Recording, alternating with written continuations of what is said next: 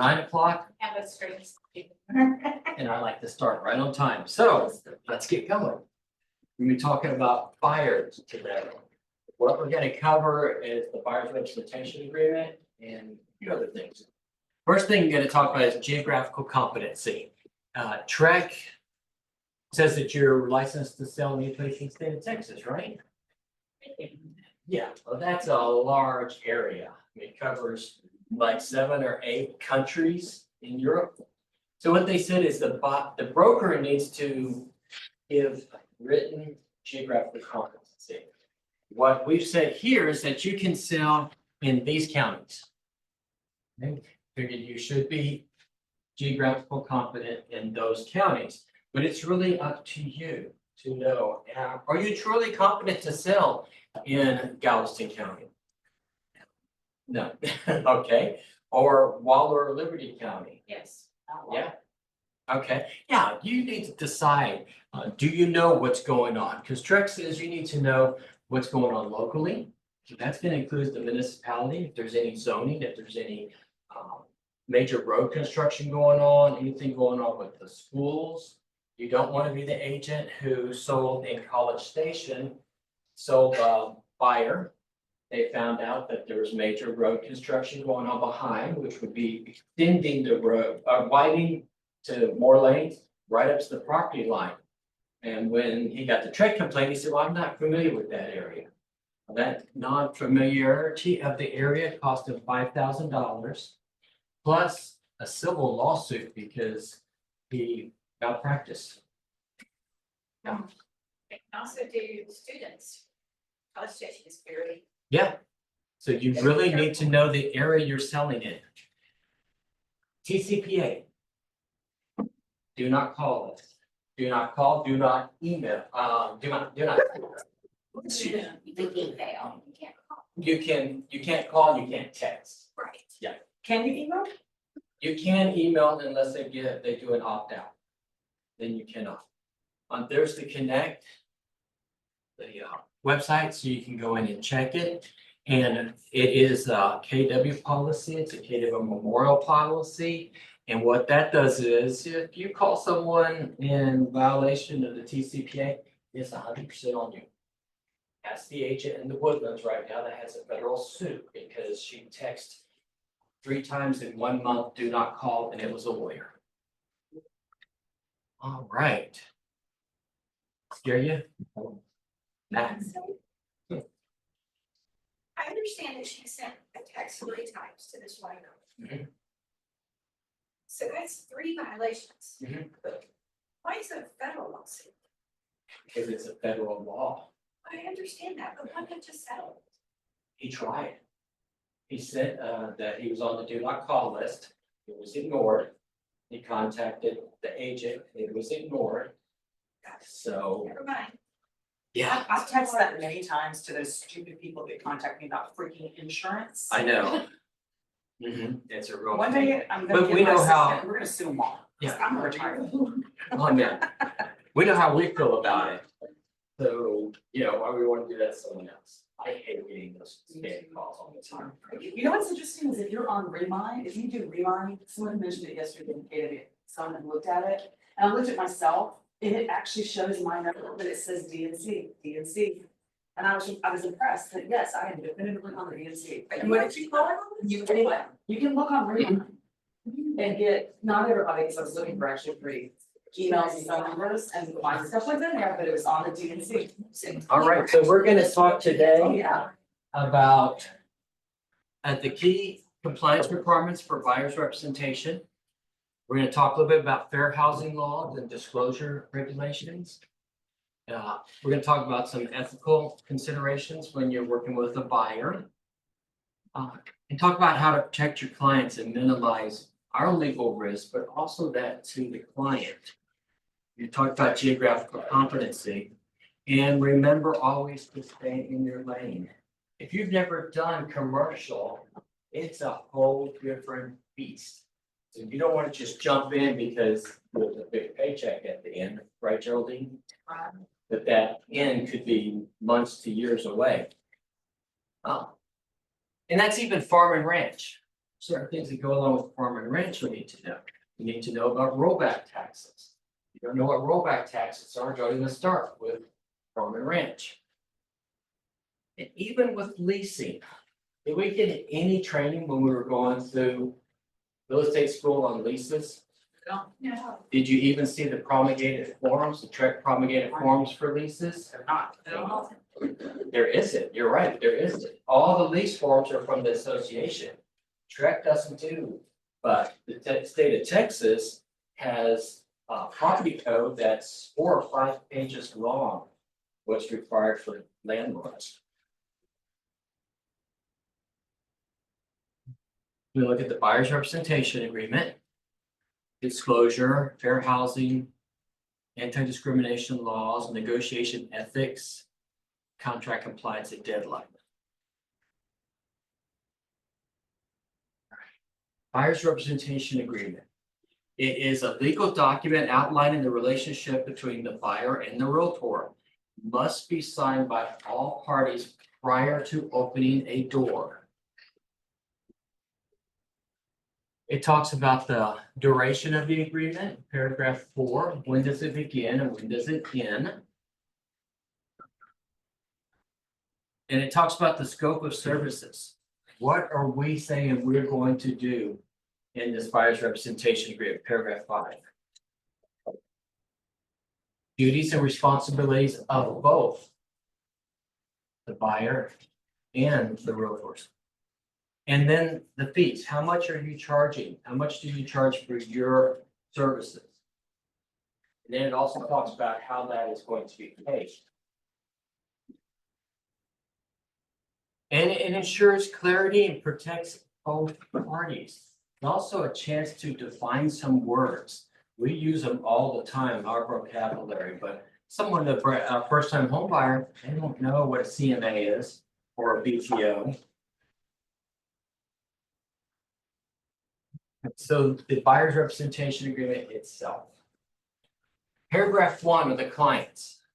Who are the parties to this agreement? The client and the broker. Now with the client, you want it to appear in paragraph 1, just like it's going to appear on the ID they use at closing. So if you're representing me, how would you put my name in paragraph 1? It's on your license. No, Like your driver's license. it'd be Mitchell W. Rainey Jr. That is my legal name, okay? I got lots of questions on this. Do you? Yeah. Okay, What if the parents are paying for it, but they're not on the title? Who goes in here? whoever you show up, they'd be everyone, That'd be your they'd client. be everyone, yeah. And what if it's what if they're buying as an LLC? And it's gonna be whoever has the legal authority to sign for that LLC. So if the LLC and you have to get the document that says who the signers are, and it's 2 people. And Yes. there's a third person that's part of the LLC, but he's not a Signatory. signer. Okay, But he will make some decisions. Do you want him on it? or you're gonna be showing them properties. Yeah, he might go to the. Then I would sheriff's put office. them in. Got it. Yeah. See, I told you I had a lot of questions. about it. Yeah. These are real. Yes. Sometimes the name is, if it is wrong and they separate it, do I write only what is in the ID or? However, they're going to be going to title. So they're going to title as everything and want that on there. If it's an LLC, any type of entity, make sure you're getting documentation. You want to know that the people you're dealing with have the legal right to bind that LLC. Like Lisa said, sometimes there's multiple people. You don't want to get to title and find out that there's another person that has to sign it. They didn't even know they're buying a property, which has happened. What's that document called? I can never remember. The operating agreement? The operating agreement. Yeah, right. thank you. Thank you. Also. One other before we can use it, drawing a blank on it. All right, and then you want to have contact information for them. As much as you can get. And I know you have it, but what happens if you're not available? Or God forbid something happens to one of us, which has happened, and the broker needs to contact that person.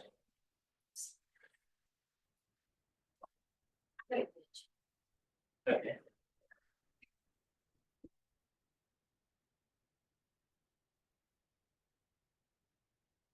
All right, The broker needs to contact. yes, thank you. If the brokerage needs to get a hold of their clients, well, we need to have how to do it. Formation. That's also why it's so important to have in paragraph 21 of the contract. And then the broker, which is going to be the Keller Williams Memorial. We're out, yeah, I will make copies for those who signed up for the class. It's so important to register. Okay,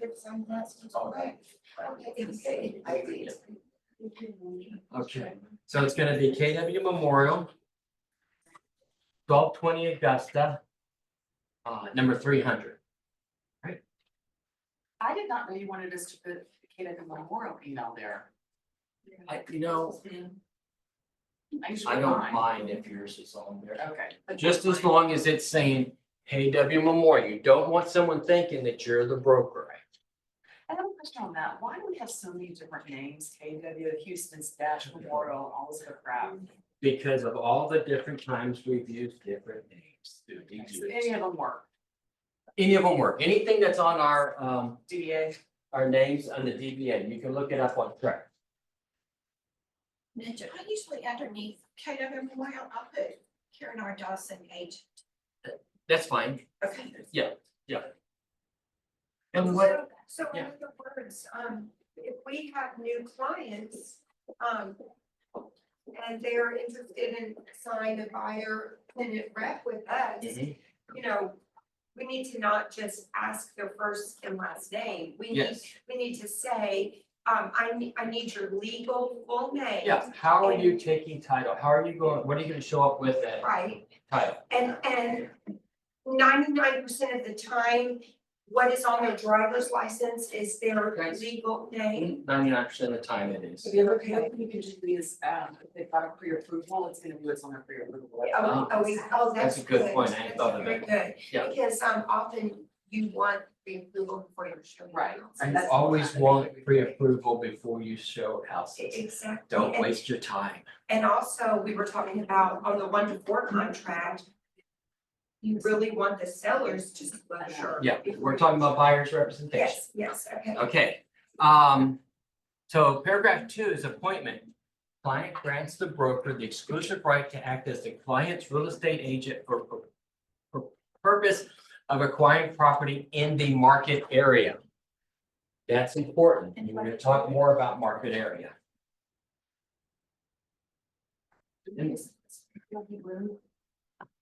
At the very bottom of the page, on each page, it's going to have initials for identification for broker and then for the client. And you also want to make sure on all documents today that you have the most recent edition.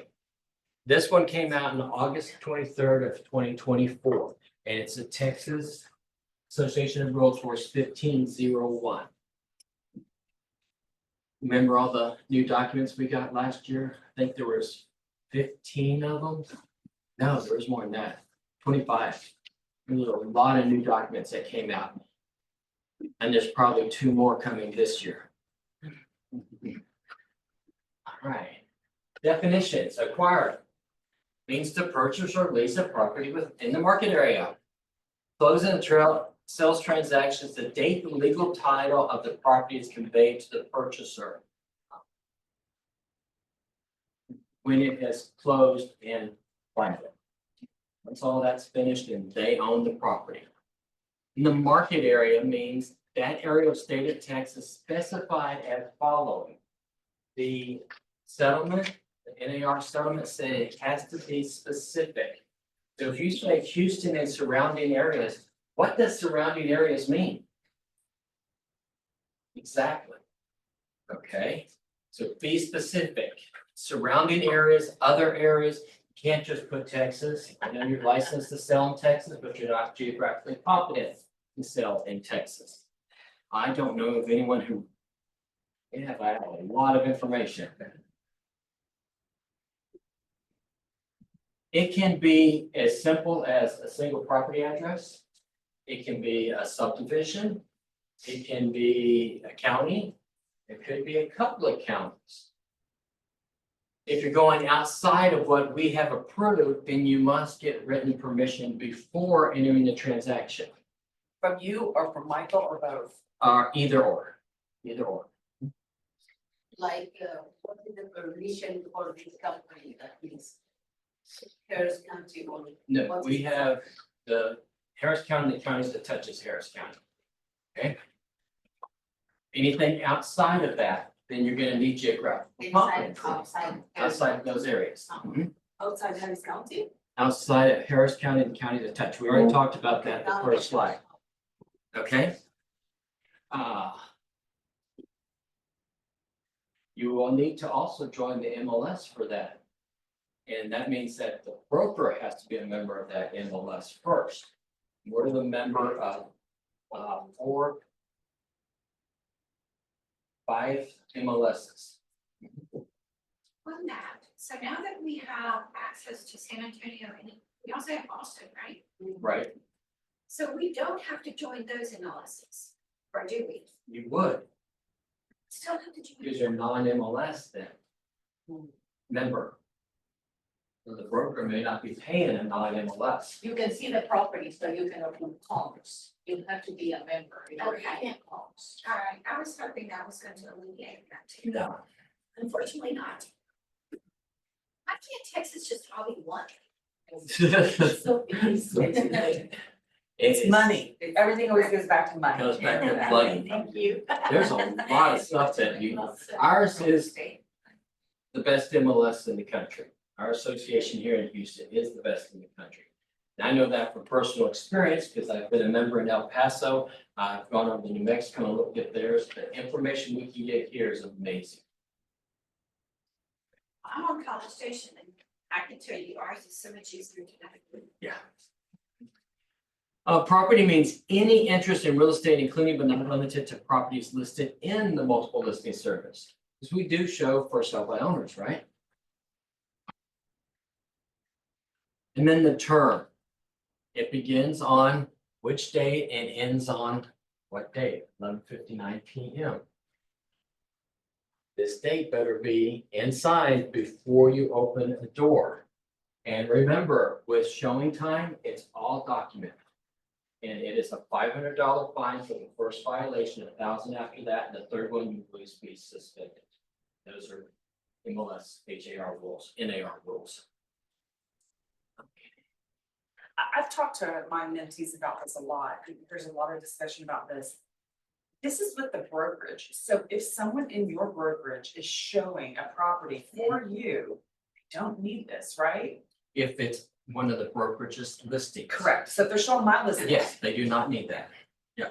Yes, if you're showing one of our listings, Keller Williams Memorial, you don't need a buyer's representation because who do you represent? It's not the seller. You represent the seller. Unless you are representing the buyer with the buyer's representation. Exactly. Which is why I tell everybody, if you're scared to get a buyer up because they don't know you, show Keller Williams Memorial properties in the area. You're set. Just remember that you cannot give them any information.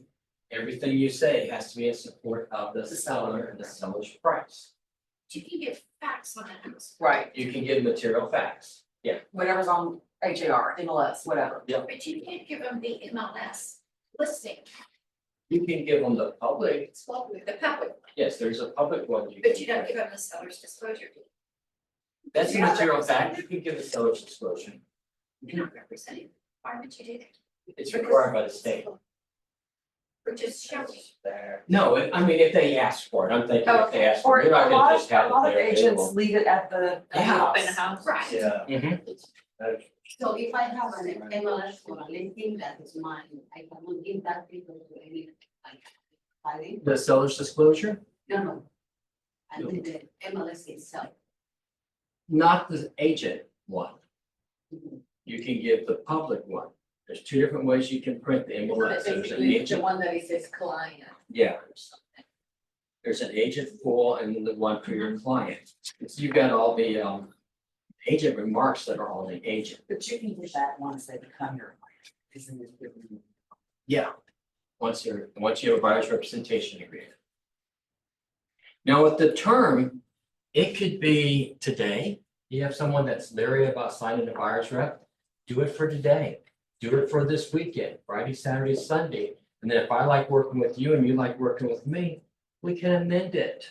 Do you have to amend it before the end of it though, the end of the term, or can you amend it after? Real close, okay, don't wait 3 months. And one other question, let's say they only wanna do one day, and Okay, then they wanna put in an offer, but they're not putting it in that day, they're putting it in 3 days later. Do you have to then redo it or get an extension? I would get an extension, but you have to, if they're saying, I want to submit an offer, you have to submit it. That's why we don't use the short form.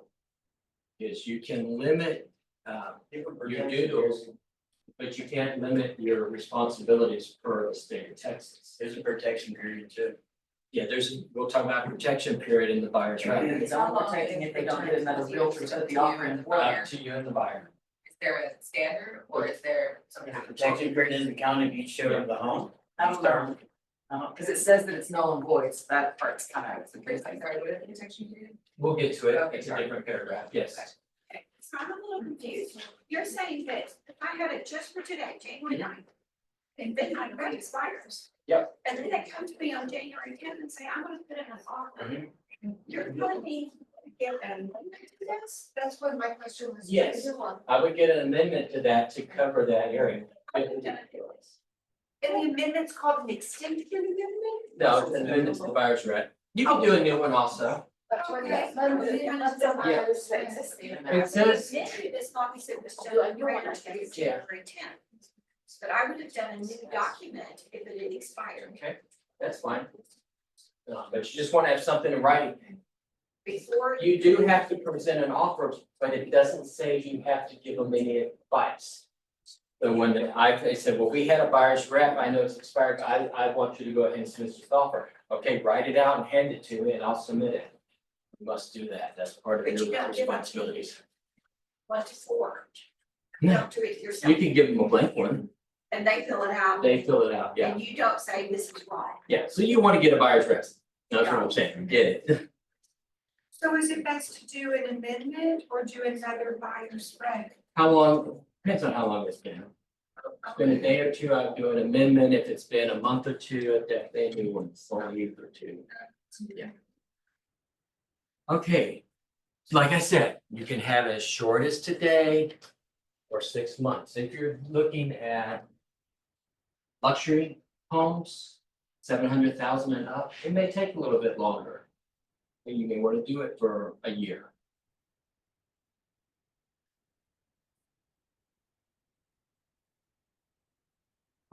Broker's obligations. Use your best offer to assist the client. Acquiring property in the market area. Assist the client in negotiating the acquisition of the property in the market area. And comply with any other agreements. Now, your client, they're saying that they will work exclusively through the broker, through you. They're gonna let us negotiate the acquisition of the property in the market area and inform other brokers, salespersons, new home reps that they are represented by us.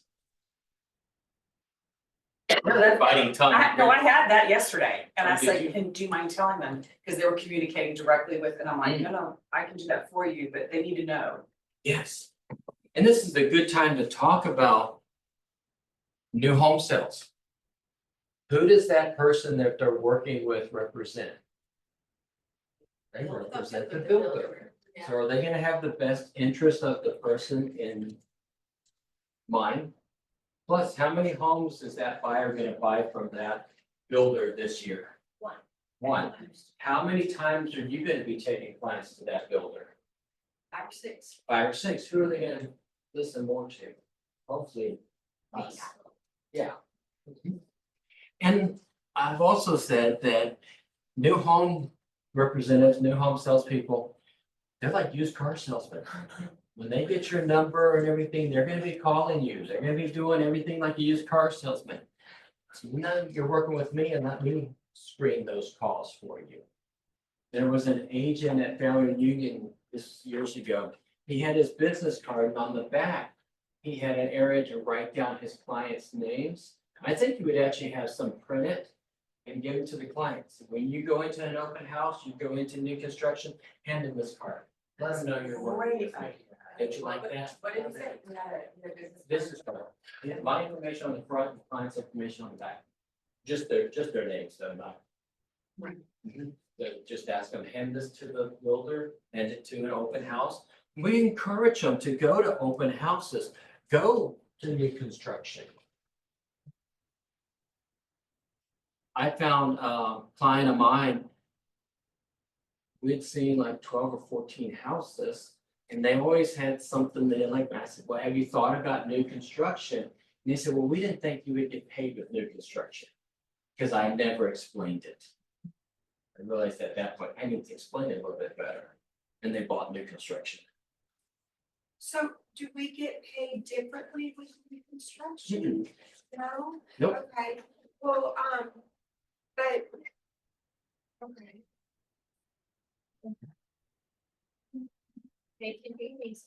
It depends from builder to builder. Okay. Just like seller decision. Yeah, because some of But them- you're gonna get paid whatever's on paragraph 7. That's right. That's the obligation. Are we supposed to try to meet, builders so that we can help our clients if they want new construction? Yeah, there's a class on Friday. Yeah, Oh, right, okay. I recommend totally going out to new construction. I had a working partner when I first started, we'd choose a neighborhood. And we'd do the comps on it, and we would schedule for 2 of the low ends, 2 of the mid, and 2 of the high to go see in one day. Then you start getting an idea of what's normal in this neighborhood, what's been improved and what isn't. And then we choose a local restaurant to go to. But it was at the point where someone asked me they wanted to be close to the highway, new construction, I could tell them, Oaks of Rosenberg was really nice. This was a few years ago. I don't think it's now. then you could, if someone asks you to know the good restaurant, you can tell them. Exactly. Oh, yes. Yeah, you start becoming the area expert. And it also helps me when I'm gonna write an offer in that area, because I know what the lower end looks like and what the high end looks like. And figure out your CMA. Okay, get very, very comfortable with this paragraph. Okay. Why? Me as a buyer should pay you as a buyer's agent. Why do I even need you? What are the benefits of having a buyer's agent? Appreciate for you. Negotiate for you. Yeah, your interest, Mhm. make sure not being. Taking advantage of it.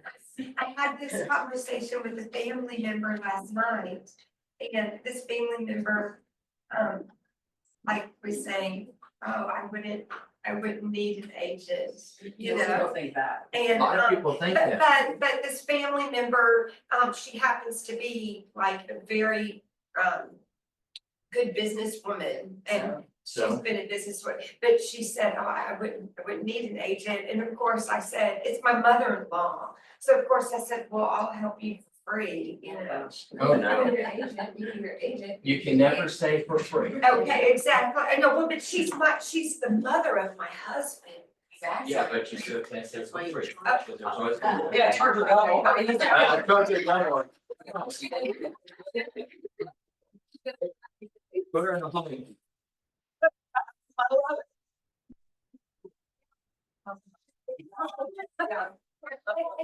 And then she started saying her advice is though, don't have your clients be family members and close friends. Yeah. I've sold my parents' house twice and both times they paid my full commission. Yes, okay, so, My dad, if I asked him to take a discount on his salary, he's not gonna do that for me. He's not gonna be able to go into his boss and say, hey, it's my son. Can we do this for X off? right, No. I don't know if I agree with her. And it would not appreciate. Yeah. Broker, So- she's doing an agent. Yeah. That's saying. I think the best way that I like it is when people say, would you ask the lawyer, Dennis, Oh, I the see, she's electrician, not whatever, by herself. to take a discount, they're probably gonna tell you no to find someone else. Yeah, but she's selling the house. Other reasons, Yeah, okay. you have an expert guide No, not as a selling. buyer's selling. agent. You're an expert guide. We've been trained on going into houses, looking at houses. We only work with serious buyers. That's why you want to have that pre-approval letter. You want to be able to do a fantastic buyer's consultation. So if I asked you that I'm looking for, I've never had anyone say no but one, okay, since I've been doing Yeah. buyer consultation, and mine are much more progressive than when I first started. I may have missed on a couple of there at the beginning, but if I asked you it's done. that I'm looking for a house that's turn of the century, where would you take me in Houston? Marlin, okay, turn of the century homes. Where would you take me? Well, it depends on- I'm sorry, I'm thinking mid-century, turn of the century would be like, you mean like 2000s early, right? Wouldn't that be the next question you would ask? Yeah. Am I talking about 1900 or am I talking about 2000? Okay. You know, if a buyer says, I need a 4-bedroom, what are you going to ask? How many bathrooms? How big is your family? How big is your family? Yeah. What else would you ask? A lot of questions. There's a lot of questions. First thing I would ask is how you going to use them? Yeah. Are there an office? Exactly. Is it an office? Am I looking for 2 bedrooms for my children, then in an extra room for an office or a craft room? So if I found you a 3-bedroom that had an office or a bonus place, would that work for you? Yeah, so I'm not looking for only 4 bedrooms. The more you can narrow it down and get I had clients tell me in Sugar Land they wanted a large yard. Now, my house, my lot sits on the corner and it's just shy of a 1/4 acre. I consider my yard to be big. But I've got like 5 trees, a pool, everything. So I would have been looking, but I asked them, how are you going to use that yard? Well, we like to have get-togethers, barbecues. How many people do you usually have? No more than 10. Are you looking to put in a pool? You like, no. Okay, do you like gardening? No. What we found out, they were moving from downtown, they were young. So Or big yard's what's, different. the big yard for them is a normal subdivision lot out there. And it depends if they have children or not. Well, yeah, you're gonna ask those questions. Yeah. The more I can find out, the better. If I can get their top 5. You know, these are the top things we're looking for, and these are the things that will break a deal. I had clients that had to have 2 vanities in the primary bathroom. So 2 people can get ready at the same time. That was a must. You find those out. You get that top 5, and you can let them know that my average is 10 to 12 homes I show before you make an offer. I had clients apologize when we saw the 14th because they hadn't chosen one. That's a good time to sit down and go over those houses you've shown and go over their top 5. Help me understand what we're missing. Do we need to add something to this, get rid of something? And then you always have the like to have. One client, she wanted a window in the bathroom that would open. And so we ended up calling it Anna's window. That was something, it wasn't a must, but I was able to tell them, hey, this home has the top 4 and it has Anna's window. Get those things and it's gonna make your job, instead of going out and showing 21 homes to figure it out, sit down and have a conversation. It shows you as a professional. But wouldn't it be beneficial for them to explore initially and then see what they Maybe. want? Because most of them, they really don't know what they want. They know. But ask them, I usually say the first time we go out, you're probably, I'm actually learning you. yeah, And then actually what I do is I get a statistic. I have a statistic that I actually find about 70% of my buyers' homes, they don't, they think they do, but they don't. And the reason, and I actually have this, I looked it up last year, Yeah. it's because they think they want here, but their budget's over here. Right. right. And so I say, what you want, you need to look over here. And about 70% of the time, I find that. I don't do- Buyers know what they want. do it, but I have to. Yeah, that's a great, she just said it perfectly. Buyers know what they want, but you know where to go to find what they want. Yeah, I don't like going out the first time without having a buyer's consultation. No, I have a buyer's consultation. Yeah. But still, but like you said, they don't Yeah, the first- understand. Yeah, I've had people say they want a large home. Then they see it. Why do you want a large home? Yeah. Cause I've been told they want it nice and open. Well, Perry homes are very open. Yeah. When you step in, even if it's a smaller square footage, it looks big, taller ceilings, a lot of natural light. Right. That's what they're looking for. You kind of narrow it down. You also know the contracts, the addendas, the amendments. We have a lot of amendments that are association amendments. Can't be used by the general public, but everything that the association puts out for us and everything that's on our checklist, the very first question we ask is, how is it gonna protect the client, the public? That's our fiduciary. Being able to give an objective information and opinions. You need to be able to tell them you're not, I mean, I've become friends with a lot of my clients. But you also want to be able to tell them truth. Yeah.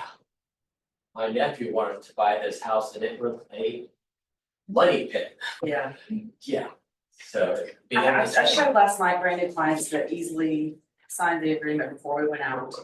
And one of the things that they thanked me at the end of first time buyers is because when we walk in a house, they're looking at the pretty and I'm looking at the bump on the floor and the crack in the ceiling. And I Yes. pointed out, we're like, we're so glad that you're here to point those things out.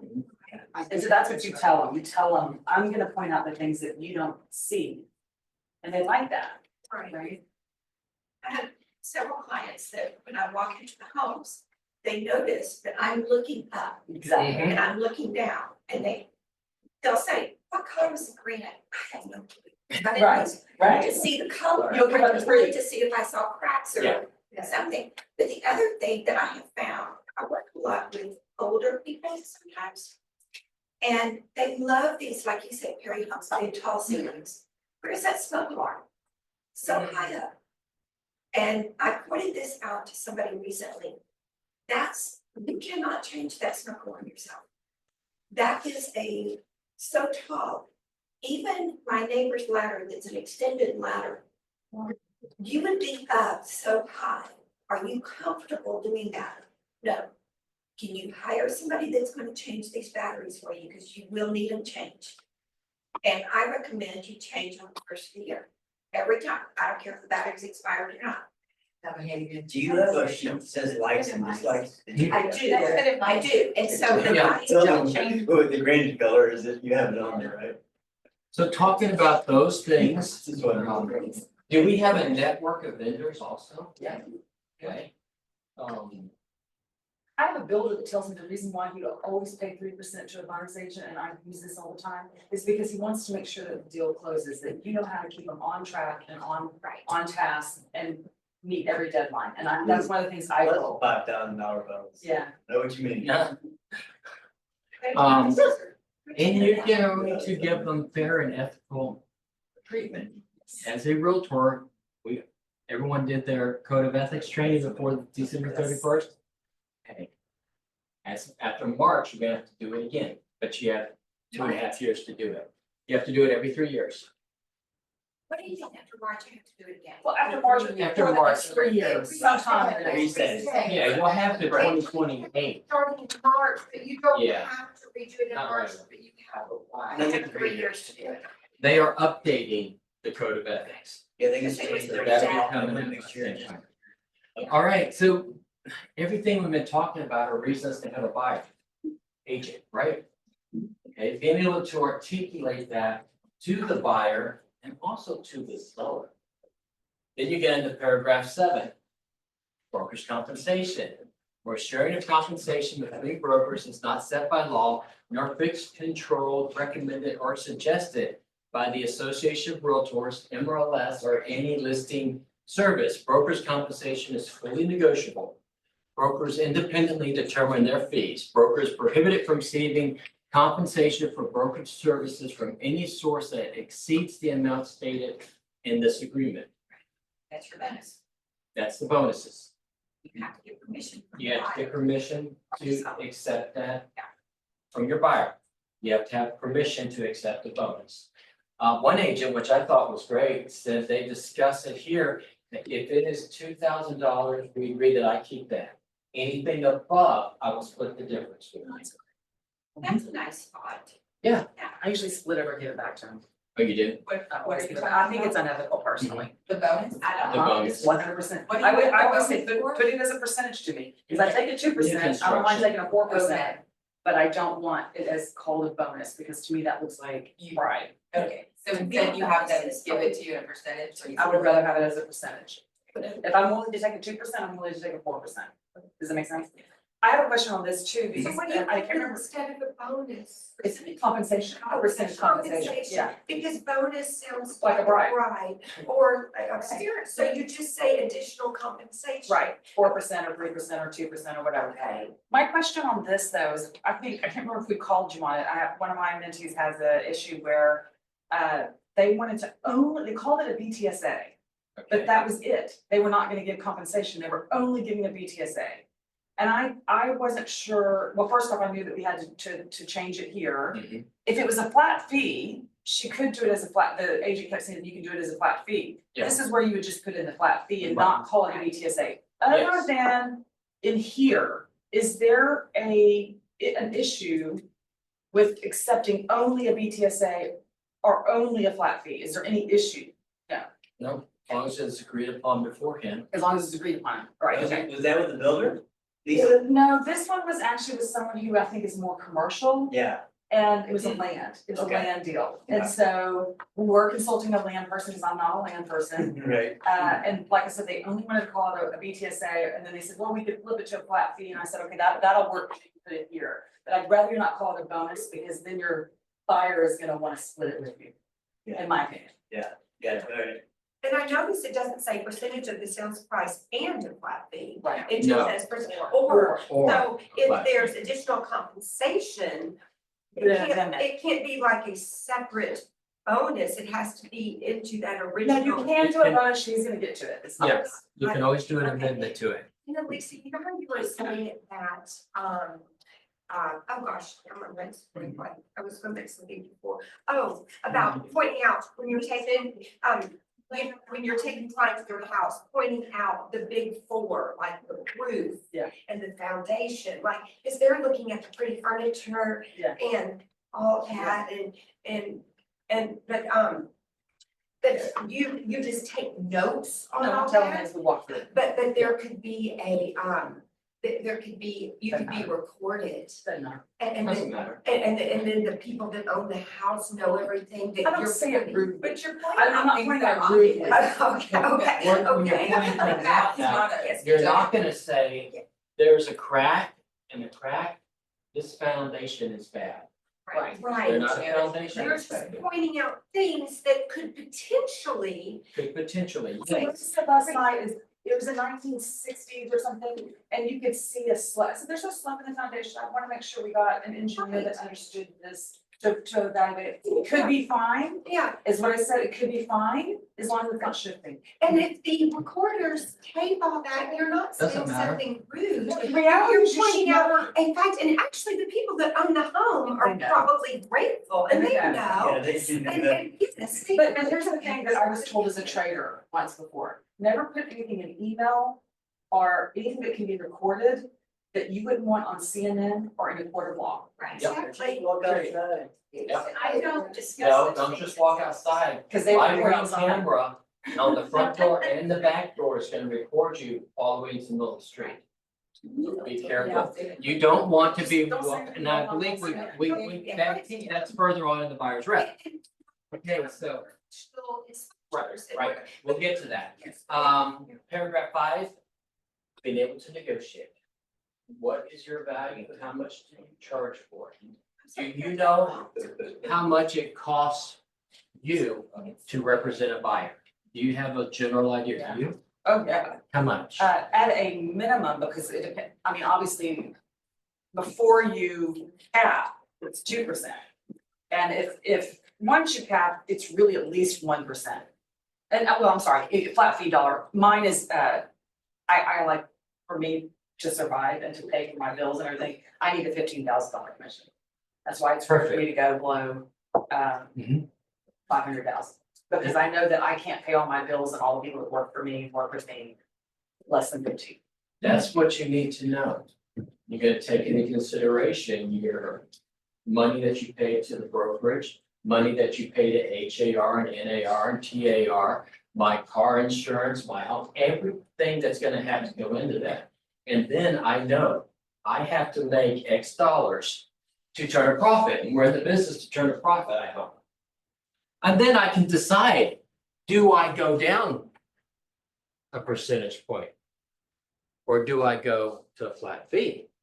Maybe they're looking for very low end home, 100,000 or below. Am I going to make any money off of that?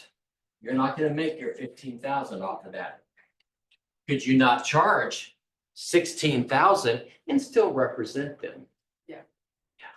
Sometimes you're gonna go lower than that, but you have to know what your expenses are, so you're turning a profit. We do not have a, well, here at the brokerage, we say 3%.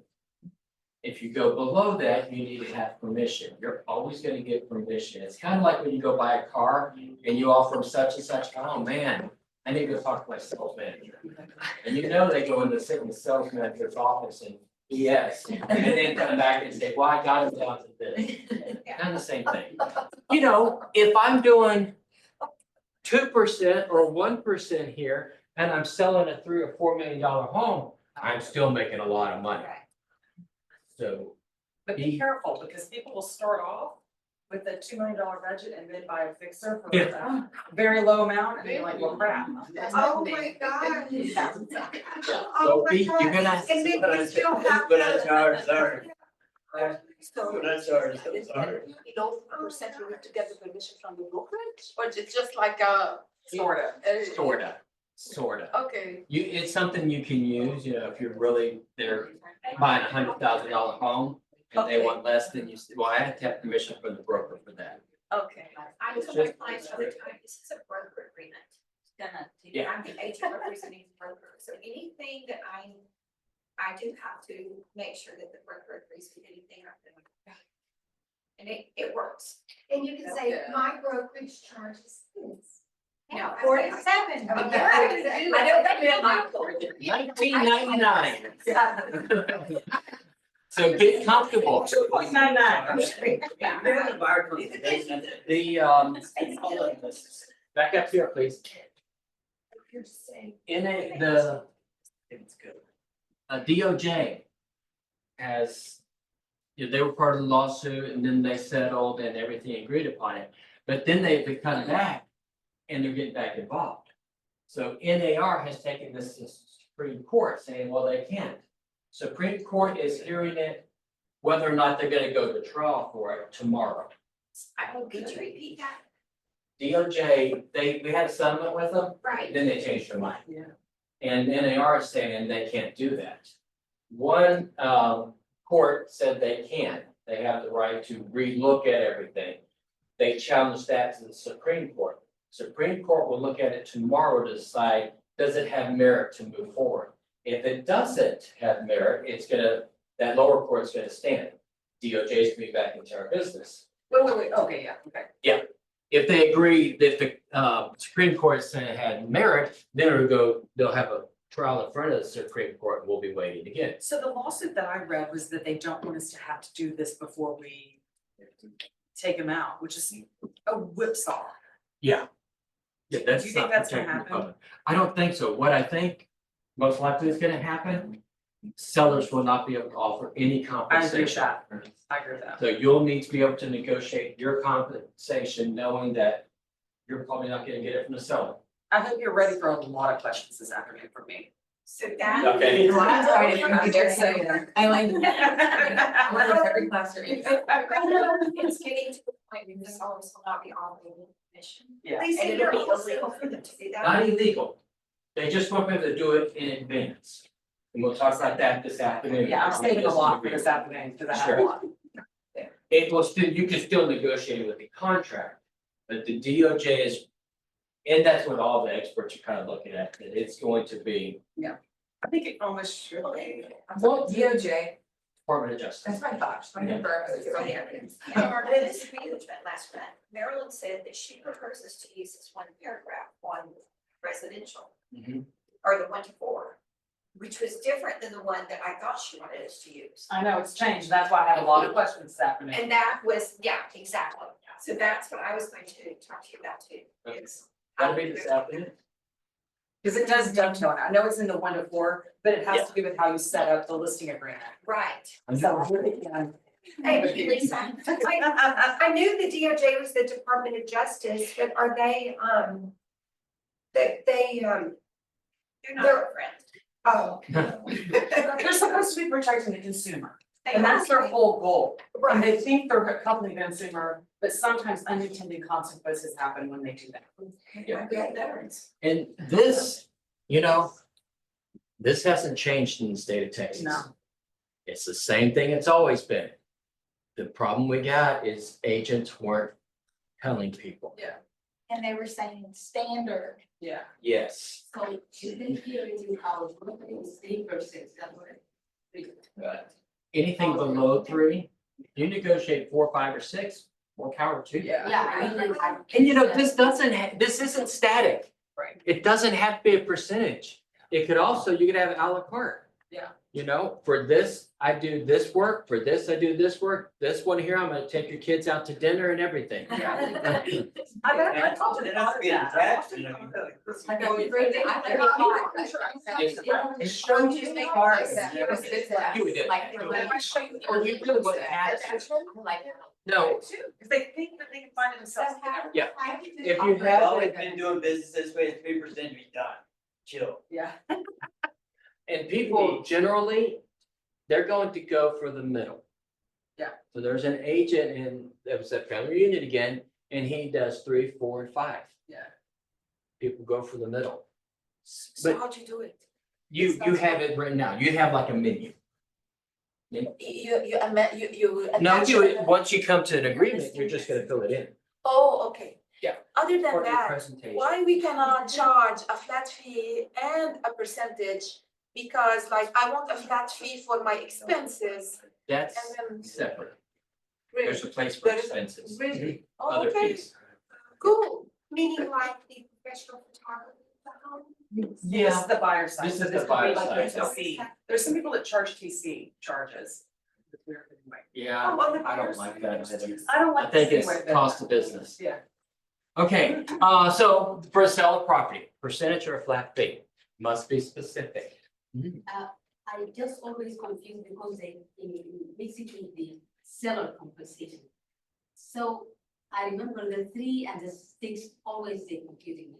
So the 6 when the seller Yeah, that'll be the same. representation because That- they wanna, half it or Yeah. share it with the broker We'll buyer. be talking about that this But when afternoon. it's buyer, it's. This is how at least- much, I would stop thinking about the seller. Ah. Yeah, Get that out of your mind. Yeah. Start thinking about what you charge a buyer. Buyer. If there is, seller later, they compensate. us We with can something. negotiate later for who's gonna pay But this. at the beginning, I have to. Has to be specific. And then you have leases. What do you charge for a lease? A percentage or a percentage of all rent paid over the lease. Works out to about 8.83. That actually helps the landlord and us. 'Cause if you do a 3-month lease, and you've got 50%, it's still 50%. No matter, if they do it for 1 month or whatever. But if you do 8.83, that landlord's only gonna have to pay half of 1 month's rent.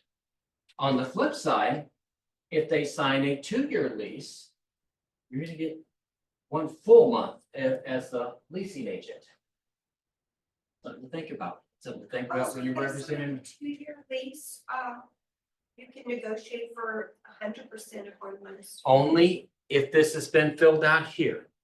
If you filled out just percentage of 1 month's rent,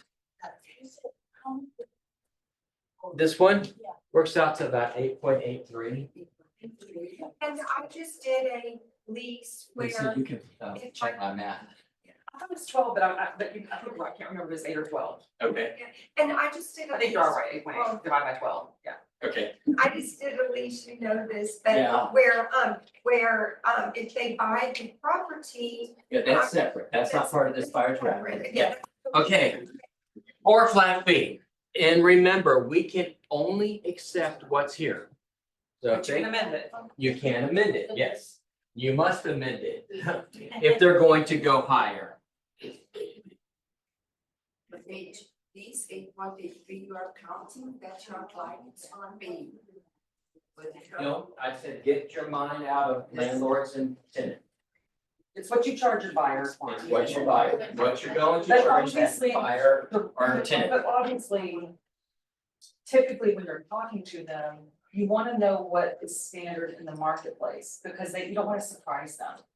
So if it's standard to do half of, or not standard, sorry, if it is, what's the right word we can use? Common, typical? No, Why none of are they those you can not use. Can't use any of those. If the majority of the time when you go out and do a lease, you receive 50%, you probably wanna stick within that realm, because otherwise you're always gonna be renegotiating. And the number one question I get from tenants, and I think a lot of y'all know I do half my business is leases.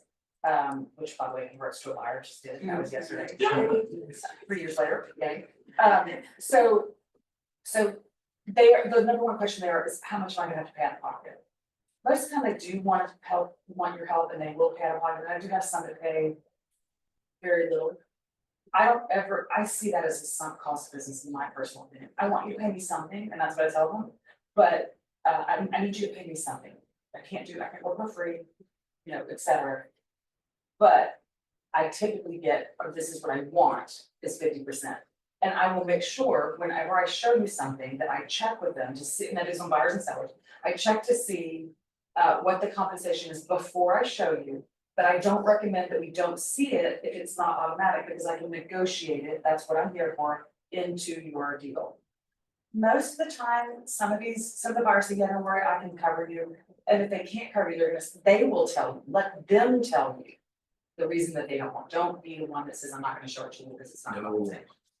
Does that make sense? But at least you're very clear in the beginning, and they're usually pretty cool with it.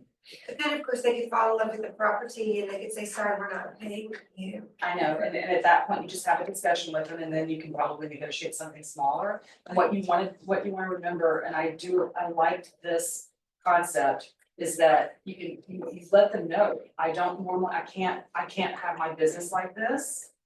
So I would make this exception for you or something like that, and then, I mean, just gonna get you to do. Yeah, it's all negotiable. And with leases, what a lot of agents don't do is stay in touch with them. So you get that sell through 3 years down the 3 years road. later, they call me. Yeah. I knew, because I actually knew the landlord, and I knew she wanted the house back, and I made sure I sent my business card, and that I reached out to Oh, her even though periodically. you were representing the tenants, No, in this case, I was representing the landlord, and they were unrepresented. They were an unrepresented tenant. oh, so you represented both? No, Oh, okay. I only represented the landlord, they were an unrepresented tenant. Oh, okay, they were just representing themselves. Right. Yes, yeah. Right, so I still sent them Christmas cards, et cetera, and they called me and said, we're ready to buy. And a lot of agents don't stay in touch. And that's historically what we get.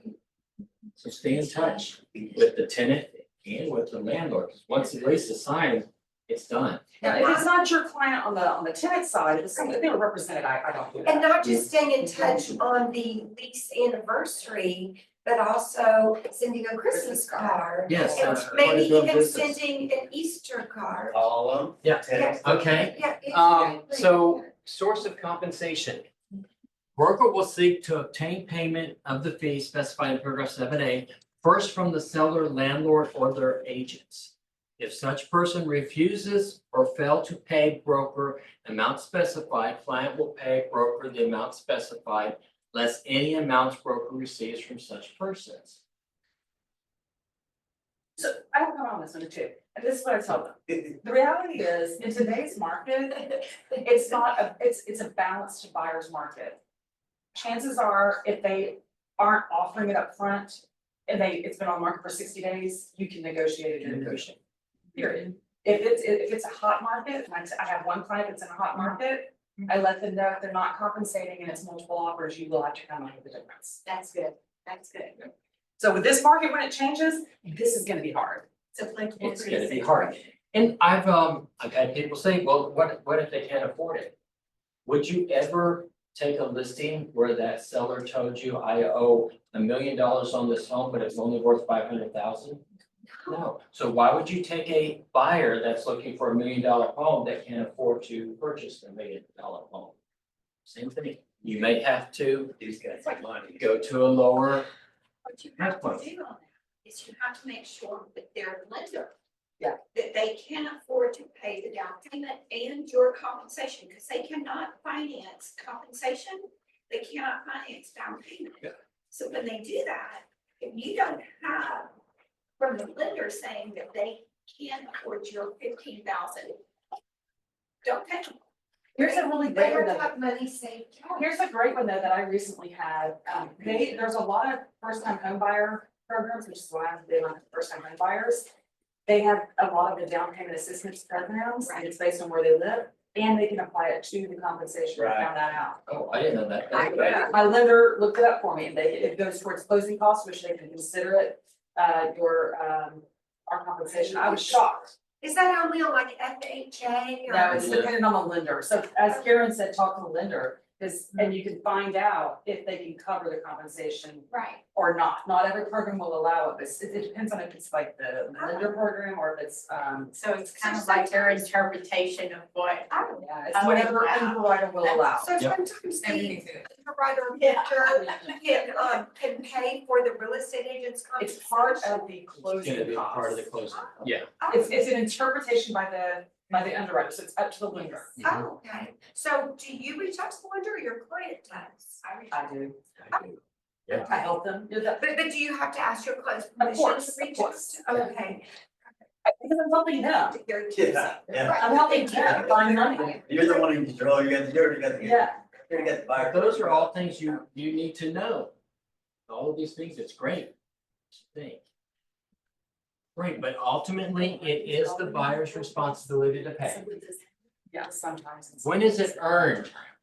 It's earned when the client enters into a contract to buy or lease a property in the in the market area. If the client breaches this agreement, broker's compensation is payable either during the term of this agreement or after it ends upon the. That is, if you go under contract and your buyer's rep expires, you're still going to represent them and close it out. I like to get an amendment and extend it, just in case something happens. You've got it under contract, you can just go right into showing it at their house. You can collect your fee Yes, you can. if they terminate. And even though if they didn't close the transaction, you still earned this fee. You have to go to Hubert. Yes, Yes. client breaches this agreement, broker's compensation is payable. The closing of the transaction acquired the property. Client's breach of the contract to buy or lease a property in the market area. This happens, and it happened to me. We get right up before closing and the buyer says, I don't want the house anymore. Yeah. Well, they'd gone through all the contingencies, everything had been satisfied. They did not have an out. But we sent them a nice little letter Because it stating. wasn't during the option. It wasn't doing any of the contingencies. We sent them a letter stating that not only could the seller sue them for specific performance, but you owe Keller Williams this much money now. Now, they just happen to have a very, very knowledgeable, wonderful, good-looking agent. And the seller had not performed with the HOA docs in the time allowed, and we were able to terminate the contract based on that within days of closing. Yeah. Yeah, it hurt. Within days of closing. Yeah. Yeah, because the seller did not perform. Now, what was great, the best part about that story is a year later, when they decided to buy, it was nice telling them, no, I will not work with you. Find another agent. I have a question on this, and I'm not sure if it's in here or if you want us to ask in the 1-4 class. It's about logistics. So let's say we are having to get it from the buyer. Yeah. Not from the transaction. is it the title company? I think we've talked about this before. Mhm. We give this to the title company so they know how, or we give a CDA? We're gonna give them a CDA and it depends on the title company. Some have said they're gonna want paragraph 7. To know. To show that that is your responsibility. This does not, this is an agreement between us and the client. Your listing agent cannot ask for it. Right, okay, going back to that one more time, so let's say it's a cash transaction. Yeah. And we're getting nothing from the seller or the listing agent, I'm having to utilize this agreement.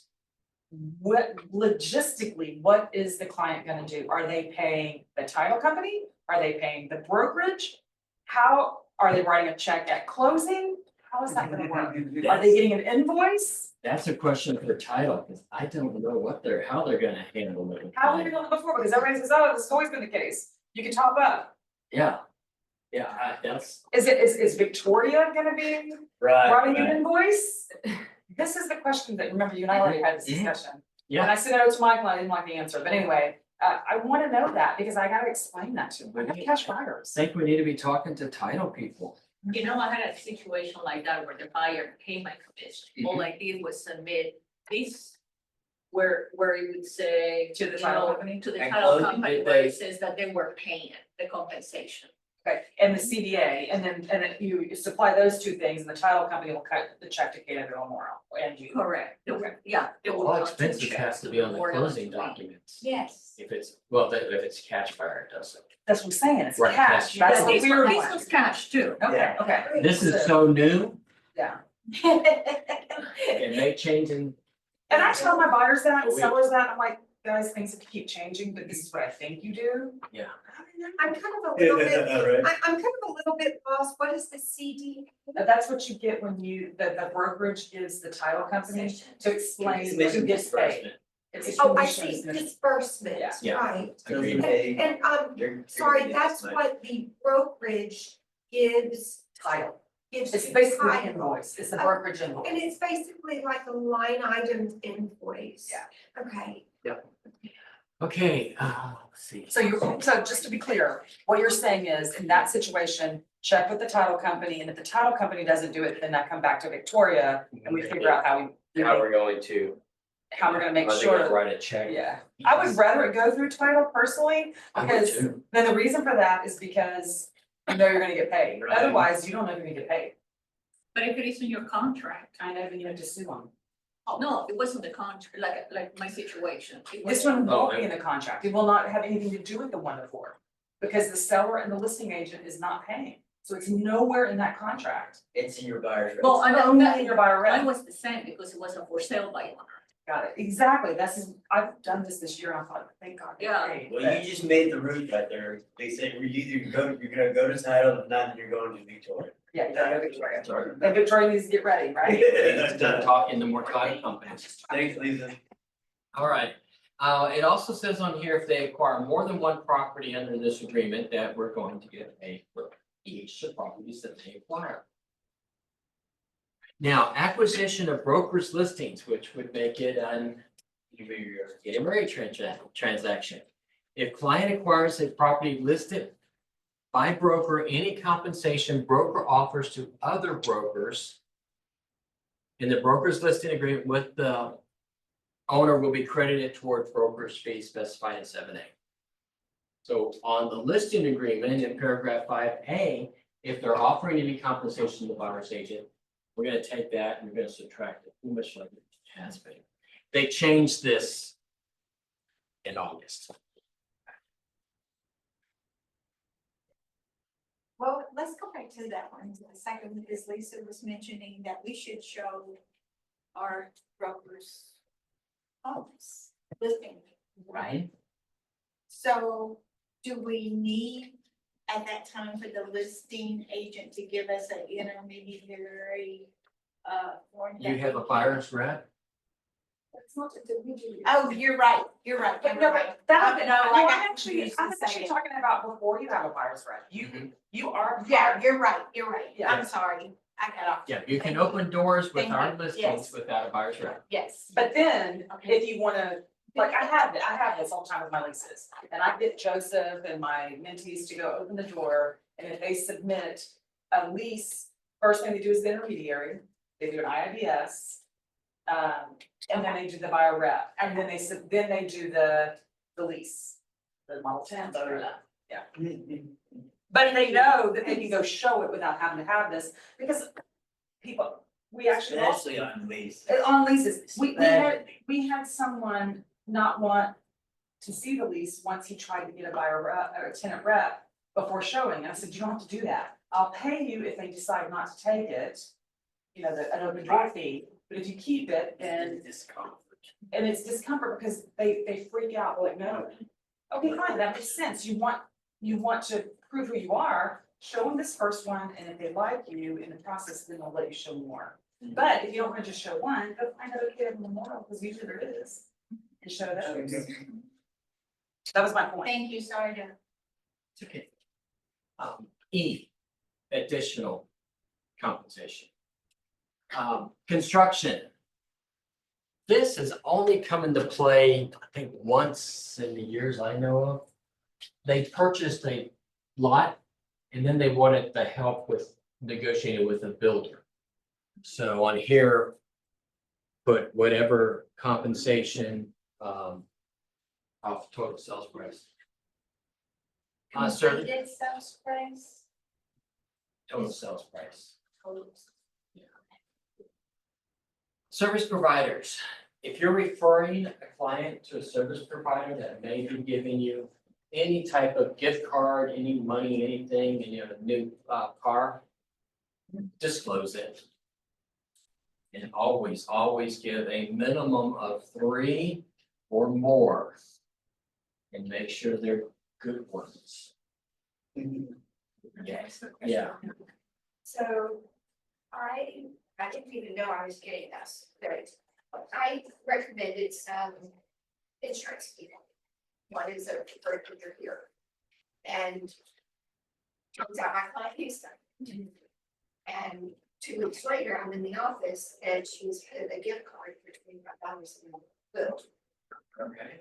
So how would I disclose? I didn't even know I was getting If you don't know about it, then you can't disclose and you can't be held responsible for it, just what I'm saying. I didn't know about this 10,000. This paragraph here, as far as gift cards or these, this will be changing this month on our KW Memorial General Disclosure.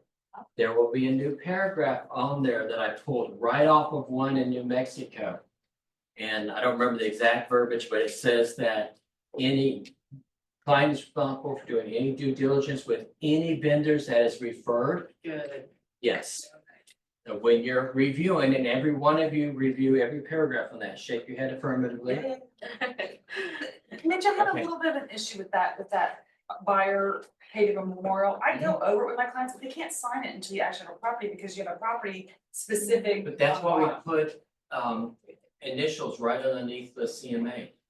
So they do it after the fact? Yeah, you can do it Twice. first off, and then when you do a CMA, have them initial. Okay, underneath the because what I've CMA. been doing now is I just go over it and then I tell them we're gonna sign it and we have property. Either way is fine, yeah. Is that- I got Mitch to give me a statement. I put in there. CMAs will be done. How do I write it? CMAs will be provided at a later date under a separate title. Got it, okay. Make sure you upload it. With your CMAs, it is, for a seller, you must do one. With a buyer, you must do one based on our policies here. Those must be kept for 4 years. It's not required to be put into command. Put it into command. I would rather, me personally, if I'm doing a sale, I want Keller Williams to maintain all that. I want them to have it instead of me having to pay for storage. Right. How much would it be for a construction? I'm suggesting. About 3%, whatever you're charging. It's gonna. I don't know if it's gonna be any easier to do it. It's totally negotiable. Other compensation. Only insert amounts or rates of compensation that are objectively ascertable in a specific amount. So if you're charging $500 for a TC, $500 for a TC. It has to be specific. I Sorry. don't like it, Can we go back to construction? I'm sorry, I'm with you on this, because we have this a lot. I do a lot of work for a builder, and 30% of people that come in own their own existing lot. And if they want me to help negotiate with that builder to build on their own specific lot, do I only put compensation in here, or do I put it at the beginning? I'm confused now. Now you pointed that out, being confused. Do you understand? Like, I understand. I'm not No helping one's them ever buy a asked. lot. Right, I'm only helping them with the builder. This has come up a lot with my team. I'm only helping them negotiate with a custom builder to build on their own lot. Provider, service provider, basically. So do we put it here or you put it at the beginning? Me too. Yeah, Yeah. that's where I would have done it as well. Don't just put not here because I don't understand this. It Mhm. makes no freaking sense. I'm gonna have to ask Garrett about that one, It would be great if we could understand that. okay? Thank you. That's Sure. the point. So on E3 is where you put other compensation, if you're charging for a TCP, if you're charging early termination fees, if you're, you know, they want you to pick them up at the airport and get them a house.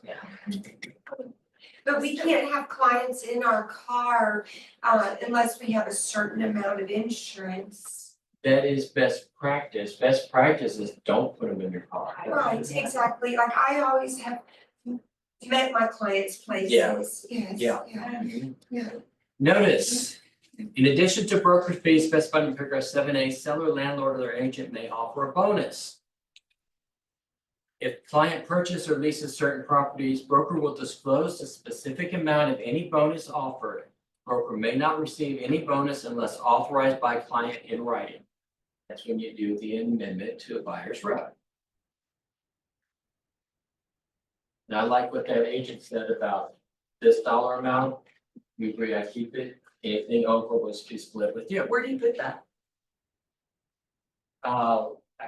And maybe in the special provisions? You can put in special provisions. Okay. Like, for example, I agreed with my clients to, like, in the agreement, 3% commission. And I told them, if the seller's not paying 3%, like 2.5%, it's my word for you, I will make an amendment to put 2.5%. Is that? You don't make an amendment, do you? You just can't get paid You more. can't get paid more. You don't have to make an amendment. Yeah, you can accept a Oh, lower amount. And if they want it in writing, you could put it in special provisions because you're a party to that agreement. If you ever promise. Can you do that or no? You could. Okay. If you ever promise that, you must give it. It's one of the big trek complaints is people promising something and not giving it. Protection period, 60 to 90 days is normal. Don't put 1 day. I've seen 1 days, I've seen 10 days. Yeah, so not later than 10 days after this agreement ends, broker may send client written notice identifying the properties called to the client's attention during this agreement. And what happens then? Keep going, keep reading. If client or relative of client agrees to acquire property identifying the notice during the protection period, client will pay broker upon closing the amount broker would have been entitled to receive if this agreement were still in effect. Paragraph 7F survives termination of this agreement. This paragraph 7F will not apply if client is during the protection period bound under the representation agreement with another broker who is a member of Texas Realtors.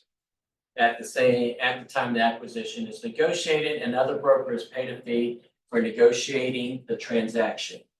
Boom, that's what I'm talking about. Yeah. You're not covered. Yeah. And I explained The this. only time we've used this in negotiating the transaction, they used the exact contract that we had written and submitted.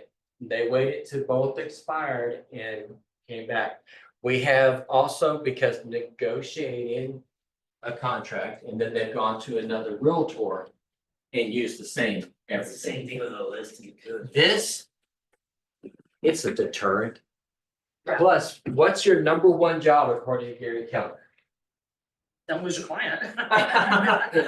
Make a win rate. Lead Now- generate. Lead generate. You're supposed to be lead generating. Don't even worry about it. Gotta go. Thank you. With this, Good for you. You're gonna send them the list of houses, and then you're going to have to track that house until it closes. You're gonna have to wait for it to be updated on the tax record, then you're gonna have to get a lawyer, then we're gonna have to go to court. It's not. Oh, Believe it or not, I actually had this happen to me, and we didn't know it. That one of my clients had signed a buyer rep, he's very rich, paid cash for $1,000,000. And the agent did come back to him, she never showed him the property, never even, nothing. And tried to get the commission from him, and I was like, first off, cause he was just gonna pay her, and I said, wait, it's your lawyer, read this paragraph. We had a buyer rep, send it to buyer rep. I did the negotiating, it was my contract, you're fine, don't pay that lady. But, yeah, they just wanted to pay, which he was going to until he called me. Sure, sure, and this is not a Trek issue. Right. Compensation agreements are not a Trek issue, they don't care. Broker. It's an association. I sit on the board that reviews ethics complaints, and we had one for compensation. But the buyers were able to show the agreement, yeah, it went for a full year. But they were able to show that they never heard from their agent after a certain amount of time. They went ahead and bought something, and guess what, they did not get the compensation. Leach, about special provisions, what am I really allowed to write? We'll get to that paragraph, okay? It's a tricky one. Escrow authorization. When your client is different. This is the, well, you know, Lisa.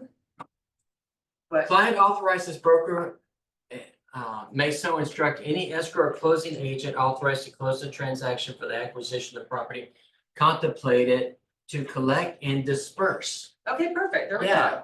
Okay. Yeah, I'd forgotten you. about that paragraph. Fine, This is given permission title to write a checks. Okay. So just get the contract. This It one. gives the title permission to write checks. So if you have a cash deal where the buyer's paying, it's right here. It's authorized.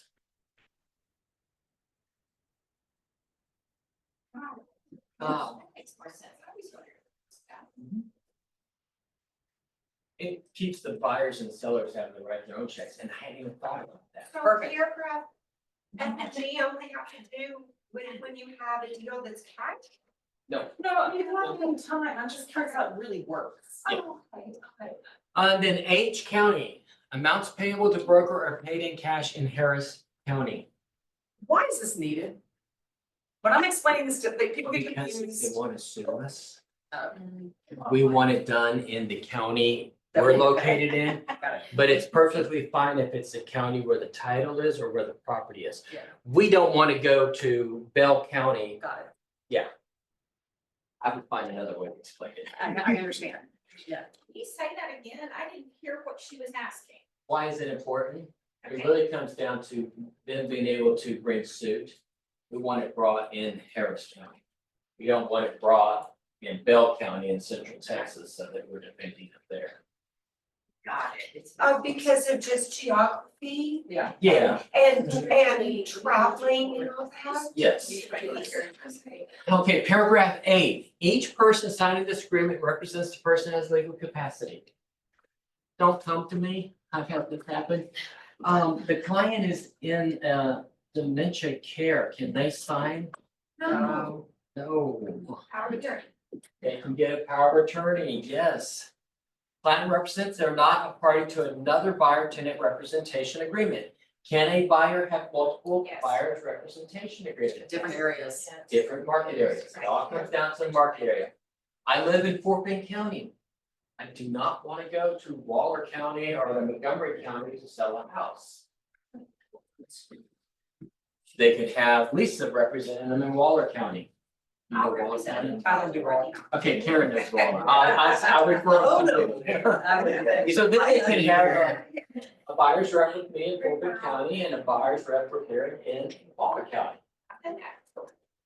Client represents that all information related to client's ability to acquire property in the market area, client gives broker is true and correct, They're not lying to us. If they're working with the relocation company, you're gonna put the name of the relocation company in this line, you're gonna give them 45% of your compensation. And then you're gonna give our company more. You don't make much on that, so. You don't make much, but hey, But they gotta buy, and they gotta sell, or they gotta rent. yeah. That's mhm. if they Right, need that's help. right. And 0% or this percent, Is better than the. It's you know, better than that. and like I've always said, you know, the best way to tell the client no is to have a strong pipeline. Yeah. If I know I'm still gonna eat because I've got these in my pipeline, or I know I'm not gonna eat, I'm gonna take it.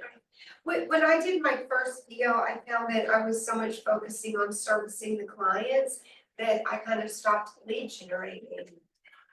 But I need to not do that. No. Yeah. No, that's why agents have businesses like this. And I still make mistakes, Yeah. you know, so. Okay, broker is not authorized to execute any document in the name or behalf of a client concerning the property. That should be a given, but it's not, we know that from a case going on. And you'll see it on track all the time where agent has signed on behalf. Don't do it. Even, can you have a buyer, power of attorney from your client to sign for them? It's not recommended, right? Very not recommended. Don't do it. It's too much conflict of interest. Yeah. And with the conflict of interest, professional's gonna lose. Oh, that means like if your client said, will you sign my name for me? I'm going on a cruise, Yeah, and I say, what's your son's name? And that's Yeah. it. oh, okay. Get a power of attorney. Then that's a power of attorney. Yeah. Let me ask that question, if it's a power of attorney, I thought about this. To sign documents for them, you don't need anything other than the power of attorney, you don't need them to sign any kind of final rep or anything. No. Yeah. No, no. You're kind And of when- that person. And when they sign it, it's gonna be Mitchell, Rainey, POA, Yeah, Lisa. got it. So your title companies will help you with those power of attorneys. Yes. And always, if you get a power of attorney, run it by your title company, Absolutely. make sure they're gonna accept it. And make sure it says real estate. Okay, A limited, you mean limited power of attorney for real estate purposes. yeah. Some of them don't have real estate on it, and it's still a power of attorney. Got it. May I ask a question? And then, well, I mean, what, is there a professional called an apartment locator? And There are. but they are not real estate agents? No, they're not licensed, are they? They don't have to be. Right, so, it's in someone's benefit to hire a real estate agent instead of an apartment locator, right? What's What they're that? doing. Right, What's that? oh, well, I guess what I'm saying is, like, I had a family member, I wanted to help them find a place to live, but they sought out Do an you- apartment locator. Do you think you know more about apartments right now? Then an Apartment apartment, locator. absolutely not. Okay, God. Yes, same thing. I guarantee, Stay you, away. I guarantee they don't, I did apartment looking for a really long time. Right, And I don't any longer do it. I was still a realtor back in those days. There's not any person that knew more about apartments. then you, exactly, because they. All right, we're at the buyer's rep. That's the difference. So paragraph 9, intermediary. Took a kill. And intermediary, It's professional. It's. Hey, guys. intermediary. Don't look at me. There's 4 forms that we have to have for intermediary. Do you know what the 4 forms are? You have to have 3 of the 4. IBS. IABS, Intermediary, intermediary, you mean to represent someone? to do an intermediary, Your representation agreement. or the listing agreement. Um, Yes, you have to have 3 of the 4. So IABS introduces it. This explains it in a little bit more, and you're asking, do you want to see properties that are listed by Keller Williams? And would you entertain intermediary? And intermediary means both agents are within the same office, and the broker would be the intermediary. The broker cannot give advice to either side unless it's given permission in writing. I have. Only time I've seen no intermediary is when they're coming to you and they already have a property in mind. It's like, I want you to represent me, but we're gonna do it on this property. And then I've seen them put no intermediary. I've seen it on the listing once. And they should have never taken that listing. It was an estate and one sister didn't want to sell the property, so she was putting blocks all over the place. Intermediary. I don't necessarily say get it before you show a property, if you're showing one of ours, but before you do any negotiation. Any phone call to that other agent, get the intermediary signed. I Yes, sent you an email last night about this. I still didn't apply, but I already talked to the agent. And she's from here. you don't have an intermediary? No, I sent you an email yesterday night asking which was the form and. But I didn't fill out this yet. I don't know what to put in letter D. On it. Says will or will not appoint licensed Will. associate, will, Will, and what's the name of the person? the other agent. So it's gonna be you and the other agent, The listing agent. listing agent, yeah. Okay, this must be done before you do any negotiations. When you pick up that phone call, you're starting negotiations. Get the intermediary signed, it must be signed by both parties. Direct complaint, which the agents were found in default and fault. The intermediary and the offer were sent together. I said, no, that's not intermediary, you've already started negotiating if you're talking offers. Get it done beforehand, and if the other side, the listing agent, seller doesn't sign it, you don't move forward until it's signed. You mean negotiation with the buyer agent, with the seller agent? Yes, You have to have the intermediary. you must have the intermediary sign. So there's another form, other than Yes. this? Okay. Who's that intermediary for? Who is the prospect? The other, the listing agent? It's gonna be your client and their client. We can look at that after. Mitch, can I ask a question on that? Uh-huh. So when I am talking to my client and buyer, and I have shown them a property that is intermediary, and they want to go forward on it, we're not submitting the offer yet. No. And I am talking to them about how they want to structure that offer. Mhm. That's fine, That's fine. but as soon as we want to submit that offer, prior to it is when I need to send the form over, get it signed by the listing agent or the seller. Mhm. And then it returns to me, and then I can send it. So my negotiations with my client are fine. Or your It's that client, I can't call the when listing you're agent. negotiating with the other side, Right, okay. you must have the intermediary Can I sign. ask a best practice? Because Yeah. I actually have this right now. I had it before where my buyers want to buy my listing. Oh, goodness. Best practice is refer the buyer to another agent. Okay, we just gotta switch side, because you know too much about the listing. Yes. Okay. Yeah, Yeah. Yeah, and that is tough to, and we do not do intermediary without I've done it assignment twice. really? unless you have Yeah, I bet. permission from the broker. It's gonna be very hard to get intermediary without assignments. I'm a broker, I've been a broker for years, I would not do intermediary without assignments. Yeah. I'm not doing my fiduciary to either side, because at that point, no advice. That would be too confusing. Yeah, I can't give you any advice, I can't give you a CMA. And that would not be in your client's best interest. I just didn't know which side is the best interest to. Usually you do the buyer side. Yeah, Lisa, right now, I'm on my second or third right now, but no Yeah. divorce right now, we're under contract. I'm the listing agent, he has no agent, I'm like, dude, And I hate it. yeah, that's almost just as bad, I'm like, yeah. Yeah, okay, isn't it that? So my question on that though, is that when you say you've got a buyer client that wants to buy your listing, you're going to represent, The listing, you're gonna represent the listing, because that was which your has first them all. agreement. Yeah, that's what I told the first one. The second one, So then you're saying refer them to another agent. yeah. How do you choose that? Without it being, When I've been asked, I always give three give and let them. Okay.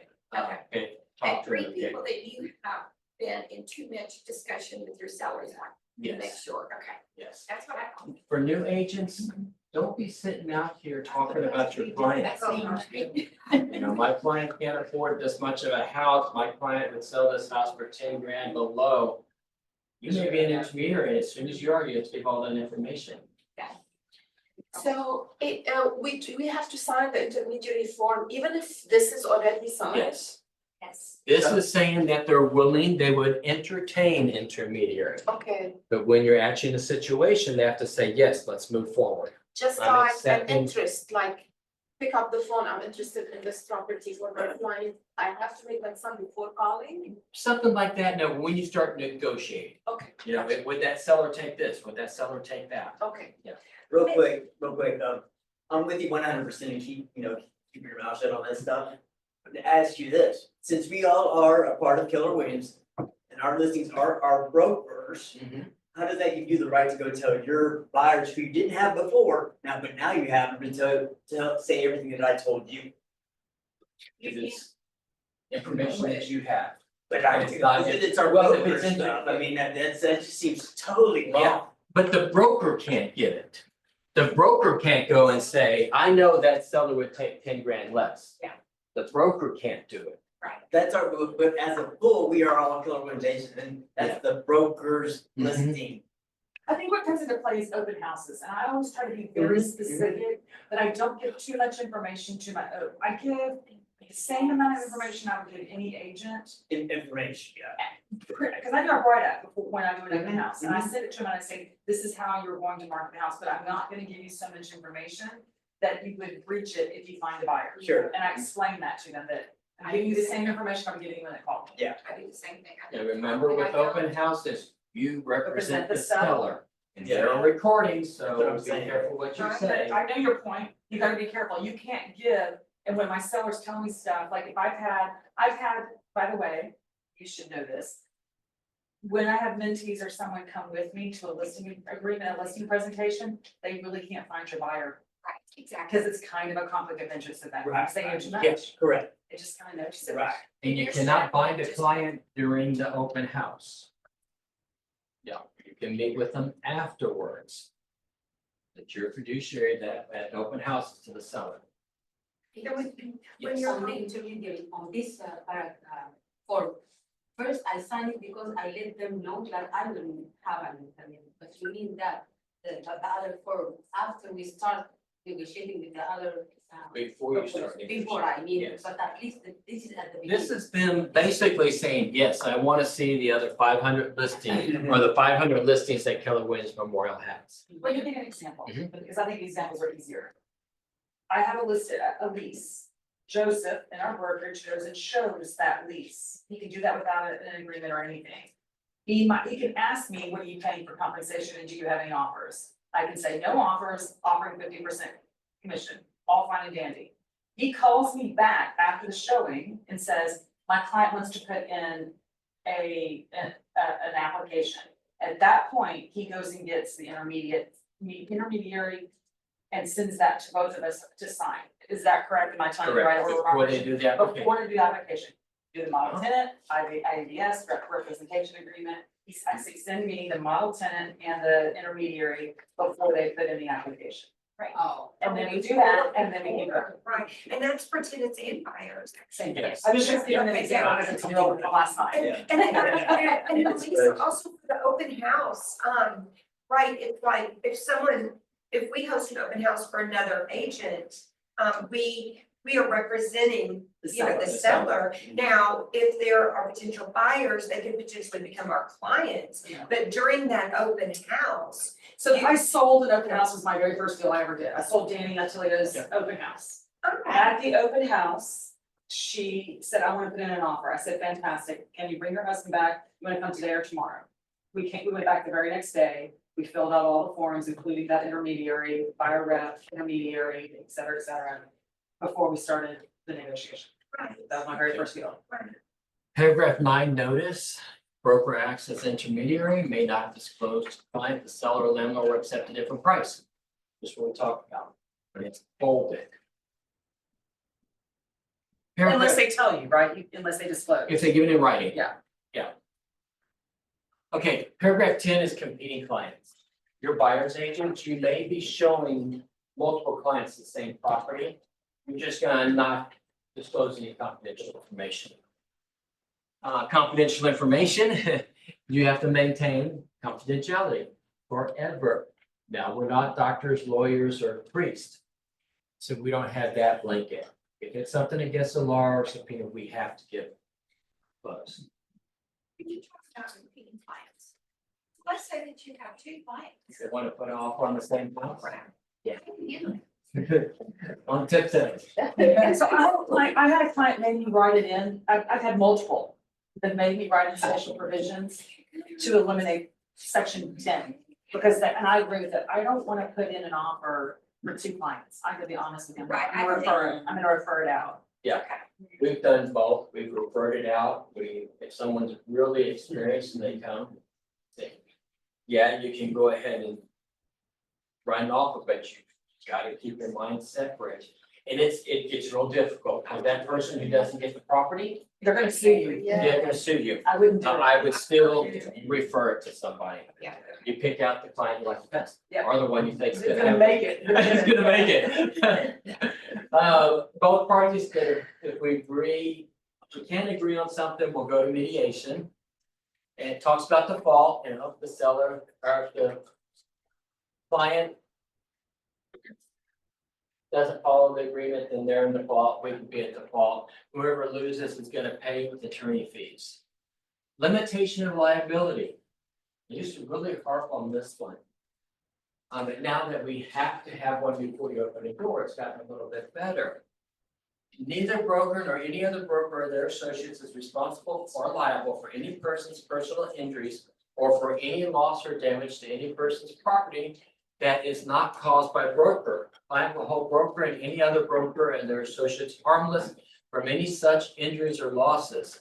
Client will indemnify broker against any claims for injury or damage that client may cause to other property. I got you, Mitch. Thanks for the heads up. Yeah, So is this the one where you fall through a roof because they go upstairs? yes, Okay. Yeah. I as don't long know as if you I didn't push it. Yeah. I have a buyer who left the transaction all because of this line. He said, I will not be responsible for anything happening. So he is. The buyer? No, I mean the seller. The seller. That's what they have. I had it rewritten, I had one rewrite, and you I can mean the rewrite. seller confused. Yeah, if they rewrite, or this has to be approved by our lawyer before Correct. you can You sign. can send it to, Hubert. I've done it recently. Yeah. To the lawyer, and he can, I had one that wrote, and he can Really? take it over, or how can they handle? Hubert will have to decide. Yeah.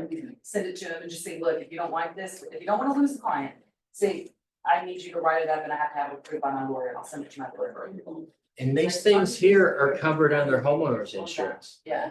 Yeah, what's not, when It doesn't come. this was big, if you were showing, new construction and they step on a nail. This is, they still sue us, but at least we have something to drop back on. Paragraph 16, addenda and other related forms which are a part of this agreement. So if you check the box, it needs to be in compliance, because you said you give it to them. IABS, always. Do we put that on Or there? 30 on there. What do you mean, don't put it on there? We did not, that they checked this from the IBS. I thought it was very important to have that IBS sign. It is, I don't care if it's not checked. As Or long if it's as checked, as long as it's been signed. The What if you have a client refusing to sign it, IABS, it's fine, all you have to prove is delivery. which I've done? Okay. Mold remediation and consumer protection, that's a pamphlet, is it good? I like the pamphlet. Information concerning. So how property, do you choose which addendum? It's up to you. But if you check it, you better put it in there, that it's Whatever, signed. it's the client. So I checked it, only I, Yeah. because I don't have them sign that disclosure at the beginning. Yeah. Information concerning property insurance, that one tells the buyers and the sellers that they're gonna pull a clue report, and you realize that there's a clue report on every property and a clue report on every one of us. I didn't know there was a good report with us. Where did they get that? Yeah. From every time you have filed a claim. Oh, people. Oh, yeah. People, Homeowners. homeowner and you personally. I'm sorry, I thought you had. No, as general public, Okay. as general public, you have a clue report. Yeah. And it will tell them how many claims I have filed Oh, On your house? Yeah. on anything, On any Like insurance, insurance claims. Okay. insurance claims. Oh, how many insurance claims you've filed in your life? Yeah, and of course, that's gonna affect your premiums. Whether it be on jewelry It's your or. insurance. General information and notice to buyers. nice form. It was updated in August. It's in here. By the way, have you noticed that that It's in here. updated form looks very much like they consolidated a bunch of stuff? It's like ours. Yes. Mhm. Have y'all noticed that? Cause some brokerages require you to use that form. No. Come on, we know you're in the clip. Yeah. Come on. Protect your home from lead. That pamphlet. Now that is requirement. I sent lead-based paint back today because that wasn't checked. And it must be given. If the seller doesn't give it, then it's our responsibility. But it's not need to be checked here, it's checked on the contract. On the contract, on the That's lead-based paint. 1978. Yeah. Information about special flood hazards, I like that form just because we've had places flood that have never flooded before. For your protection, get a home inspection, it's in the KW form. Wire fraud is in the KW form. It's on every form. I like. What do you mean by form? The disclosures? KW Memorials disclosure. So if we do that, we don't have to include the. Right. And the KW form is different than the one here, general I think information. so. I'll look back at it. I like page numbers and things. Special provisions. Now, we've always been told you can't put anything in special provisions. Can the primaries put things in Yes. special provisions? Who are the primaries to this agreement? You are, agent and client. Agent and client. This is a statement that I've used and it's been approved through Hubert. When inviting guests to accompany on showings, you agree to take full liability for the actions. Client and guest will hold broker, any other broker, their associates harmless, blah, blah, blah, blah. Different than the one you first gave me. I think so. It is. Yeah. I'll start Yeah. with this. Can we get this electronically so I can cut and paste? It's on KW Memorial. Yeah, it's in it, whatever they say. Oh, okay, It's Yeah. on YouTube.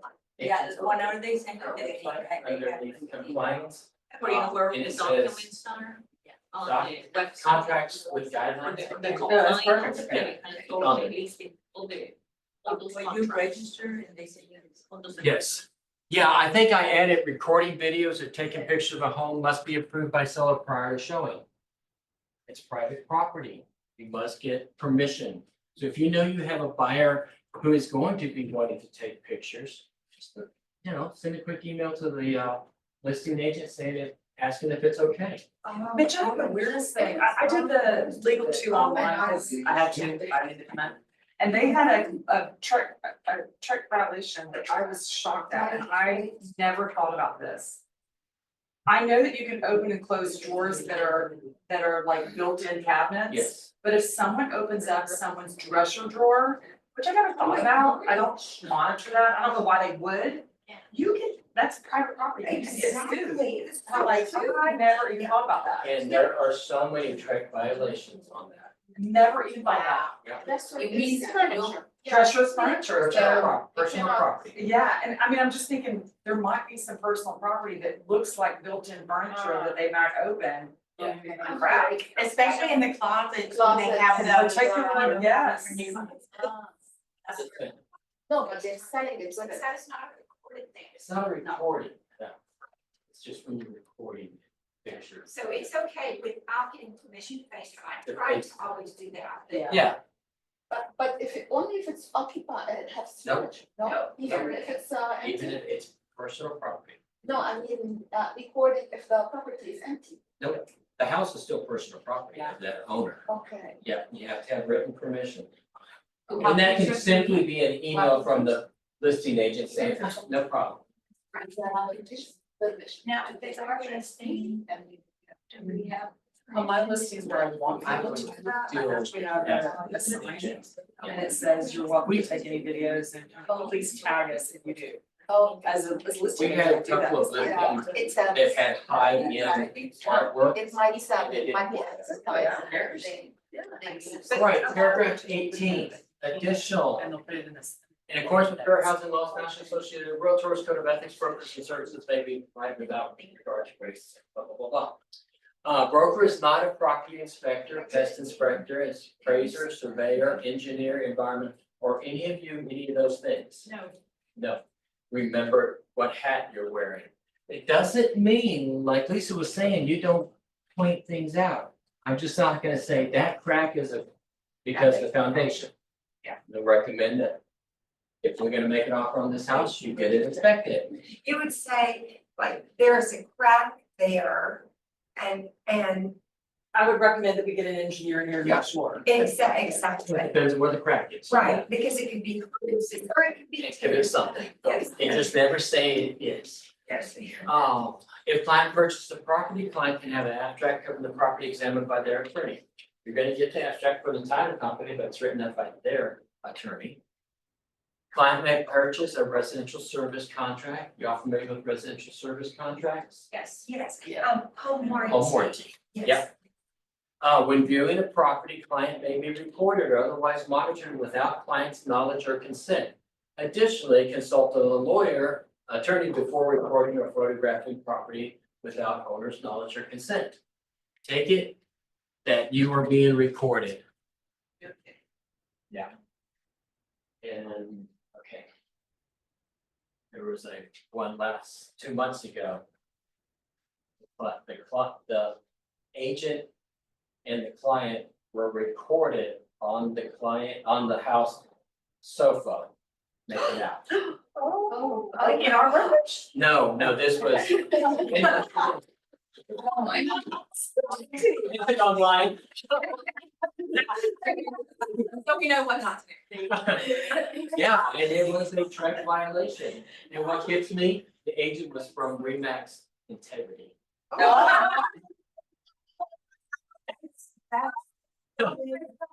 And then F talks about wire fraud.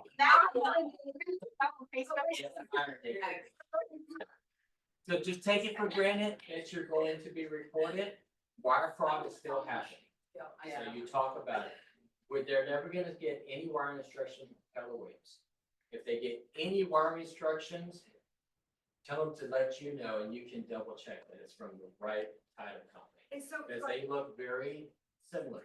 so clearly that person's reputation was very harmed. Yes, But they were fired. we've moved on. Oh, yeah, we've Okay. moved on.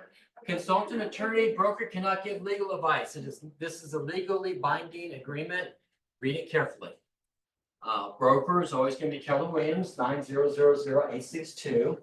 Your signature. And then your license number also, that was added.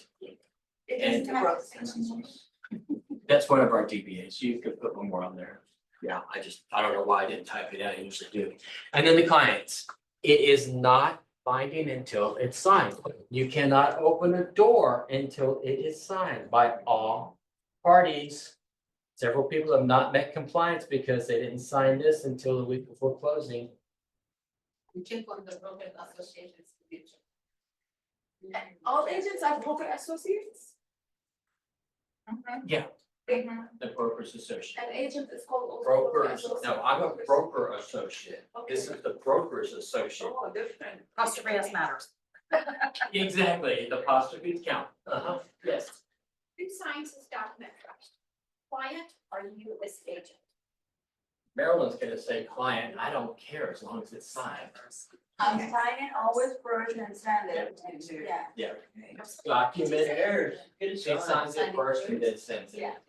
Yeah, Oh, cares? You think it doesn't really. Doesn't matter as long as it's signed. And I'm like, I'm not a broker because I don't have the 900 hours. Yeah. But I do check brokers associates Yes. signatures. Why does it say agent associates? It's just the way it is.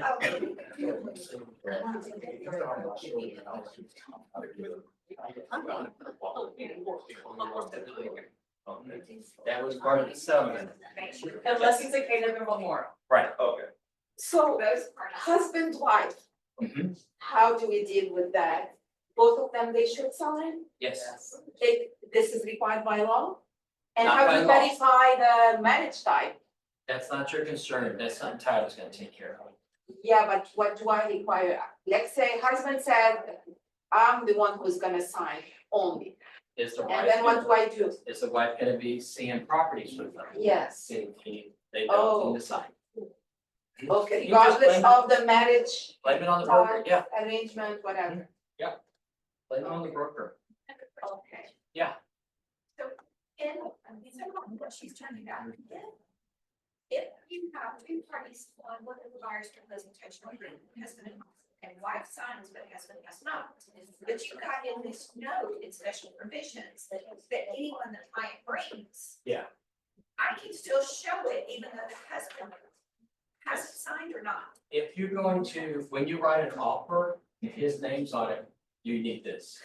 Why would have that before we Yeah. write the offer? Then Yeah. I'm saying, if she has signed, but he has not signed, And he's not here yet, he has not seen the properties. he's gonna see it with. That's common, I have this, keep going. If one spouse is going to see the property, I put the one spouse. Both of them are gonna be on there, then both of them, because they're both purchasing the property. But what if one hasn't signed and the other one has? You don't open the door for that person. But you can open it if, I think the question is, that the right question to ask, is I have this, is the husband wants to go see the property, the wife, and the wife isn't gonna go see till later. As long as he's signed, I can show him, but if she shows up, she's supposed to have signed. But your My clause, question I got is, your does clause. that special provision cover her if she hasn't signed? No, because that special provisions cover the people that are not purchasing, Got it. Yeah. All right. so the aunts, the uncles that show up. That's in the case of the buyer rep, but then when you make the offer contract and so, You need them both signed by then. who signs them? Well, that depends. It's fine. Okay, It takes one to buy, two to sell in the state of Texas if you're married. two to sell, one to Yep. buy. Yep. Oh, Oh, one to buy, One to buy, two to sell. I can buy a property without my husband's no. Yeah, my husband has bought a property before without me knowing it. The situation, I am the tenant, the buyer's agent, was for leasing. And we are agreeing who pays what, who pays for the loan, who pays for the pool maintenance. Should I put this in very special provision I would stay out of it. and to exhibit a, You can can, I do this? on the lease, the landlord and tenant agree to that and they put in special provisions on the lease. It's not gonna go on, Is the listing agent who has to write it down? no, whoever negotiates it. But what are you talking about? Repeat your question, because that's. Because I was representing the tenants. Yeah. And we were agreeing who was going to pay for the loan, for the pool maintenance. Oh, that's in the No, well, that's in the lease. The lease. If they say they're gonna It's not here. split You it, don't have to do it here. It's not in the, it's not in your It's file. in the lease contract. It's in the lease contract, the special provisions. Yes. No, there's actually provisions within the lease that deal with every single bit of that. only time you put anything special provisions is if they decided landlord's gonna pay $100 and the tenant's gonna pay the remaining, and otherwise it's in the lease. Lawn maintenance, pool maintenance, and there's a did. Yeah, because the listing agent, she didn't give me the. Easy for you to stop. Okay, disclosures. They don't disturb the flat. Disclosure obligations require realtors and sellers to provide buyers with all material information about the property that could affect their decision making. Okay? Yeah, if you know material fact about it, you have to disclose it. If you have a seller that says, no, I don't want you to disclose that, then you fire the seller.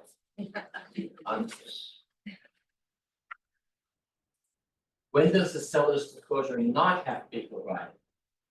If it's an estate, I just found that out. Yes, if it's an estate. A buyer call or a attorney. Yeah, foreclosure, bank owned, estate, a trust, a home never lived in, new construction never lived in, those are your common ones. Oh, if it was that. a home A never trust lived does in, not have to, a home never lived in. You don't provide seller disclosure? just, it's not required, for a property, it's never been occupied. person. Oh, Fair to okay, you. that's good. But Yes, that does not mean if they flipped it. right, The flippers still have to give you a Okay, seller's flip disclosure. it. yeah, it's a new But construction, never putting lived in. it, and then put it this later on, but never. Then they would have to do it so that it's new construction, never lived in. And But once it's she's been asking, sold, she's asking a good question, because we have one in our group. Mhm. A buyer bought a home that was new construction, no one ever lived in it, now he's reselling it a year later. then it's resale, It's still resale. It's not a resale. resale. yeah, it's not new construction. But don't Okay, seller yes. disclosure. If it's No. new construction, never lived in, It's no longer new construction. The it's first time. resale. The first time you bought it, the first buyer. Even if it's only a year old. Yeah. no. Yeah, what yes, do I- Karen. I just did an estate and a trust in the last couple of years. Mhm. Here's what the title company told me. Because the trustee, I was actually part of the trust. Right. And because the trustee was the brother of who was inheriting it, or who the trust was for. Yes, this is to do a seller's disclosure. May not be required that there is family stuff. If they have material information, Same thing with an estate. do it. If you are selling for your parents or a loved one that you are the Yes. trustee. If you have any knowledge at all about that, You better you disclose. better do a seller's disclosure. You can do the shorter one. Yeah. But just get yourself covered as an estate person. We have the association seller's disclosure. That's the long form, the Texas 1407. The Trek form OP-8 is that shorter one. Both of them are legal. Right. Make sure it's dated 7/10/2023. That's when the last update was. So the seller disclosure, however, it asks the person if they live on the property. So they fill, you have to fill it. But if you, How you fill it, don't you fill say it? no, You say no, and then you don't complete all the other you items? say I don't know. Oh, no. I would. What do you do? You're It gonna give doesn't that to say- the seller and the seller needs to fill it out. If the seller, I sent a seller's disclosure back because the seller had unknown on everything. Right. I asked the agent, did you take these pictures? Yes. Did the seller see it? Yes. And the seller doesn't know if there's plumbing, because I see pictures. Right. And our duty is to protect the seller. We can't tell them how to fill it out. But we can come back and say, hey, you may wanna, it's gonna protect them in the long run. If they put unknown on everything and it goes to court, that judge and lawyer are gonna say, here's pictures of a bathroom and a kitchen. So what I tell people is, if you disclose it, I'm less likely to have to negotiate when there's a problem because you've already disclosed it. When we just sold a property that had major foundation issues, had all kinds of issues, older roof, they disclosed everything. We told in the negotiation, we are not negotiating this because we've already disclosed it. They came back asking for more back and we said no, and guess what? We didn't have to pay. No. Because we said, look, we talked about it, we disclosed it, it's in the seller's disclosure. And it says as is. No, that doesn't matter anyway. But the Okay. point being is that it helps you when you're negotiating, if you've disclosed it, to say, I'm not gonna give more discounts. Yeah. No, doesn't mean that they won't still ask for it, it just means that you have a stronger footing. And they may decide to this. If you come walking down the hallway and I hear, would you just, I'm gonna say yes. If you have to ask, disclose. I don't care what it is, I'm always gonna say yes. Okay, structural defects, environmental hazards, past flooding or drainage issues. Must be delivered to the buyers before signing a purchase agreement. And now on the contract, you can put on there that it has not been received. But we're representing a buyer here. Well, I know you could put on there 3 days, and then once they get it, they have another X number of days to back out of the contract. What if there's something on that seller's disclosure where I would have never even spent $500 for the exclusive right to back out of the contract if I had known this? Yeah. Okay, lead-based paint, you know if it's required if the house is built for 1978.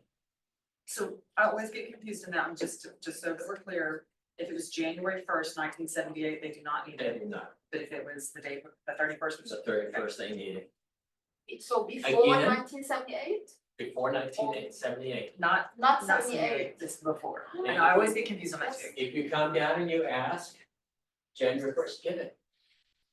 There was I talked to a broker out in North Carolina, she requires it on all properties.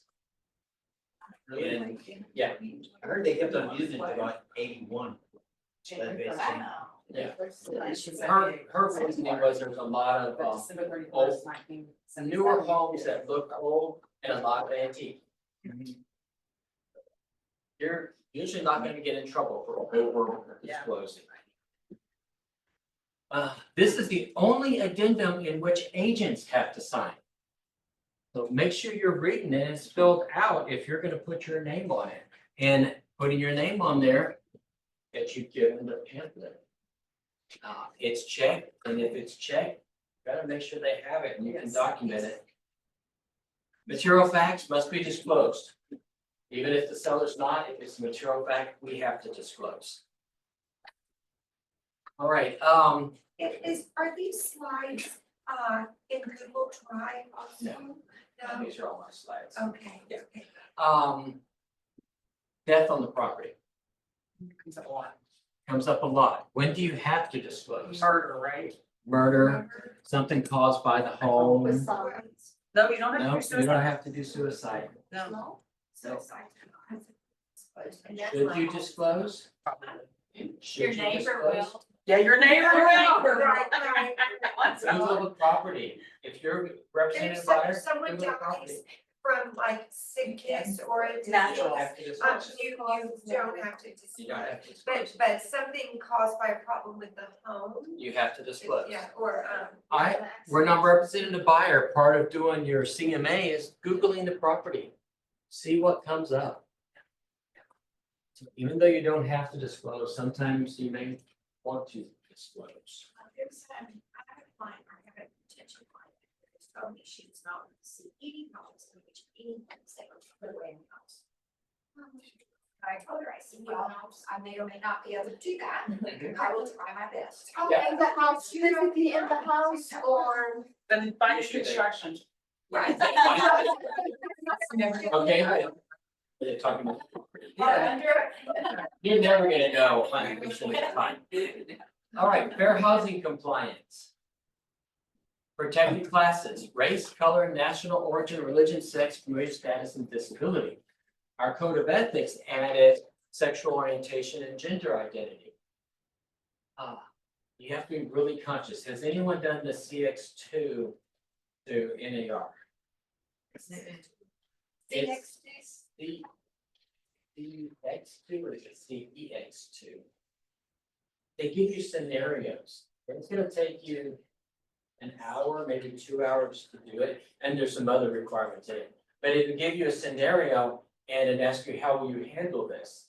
And then it will give you, if you maybe didn't get it totally right, it's gonna give you another question along the way. It really makes you think. So you're also gonna identify your own biases.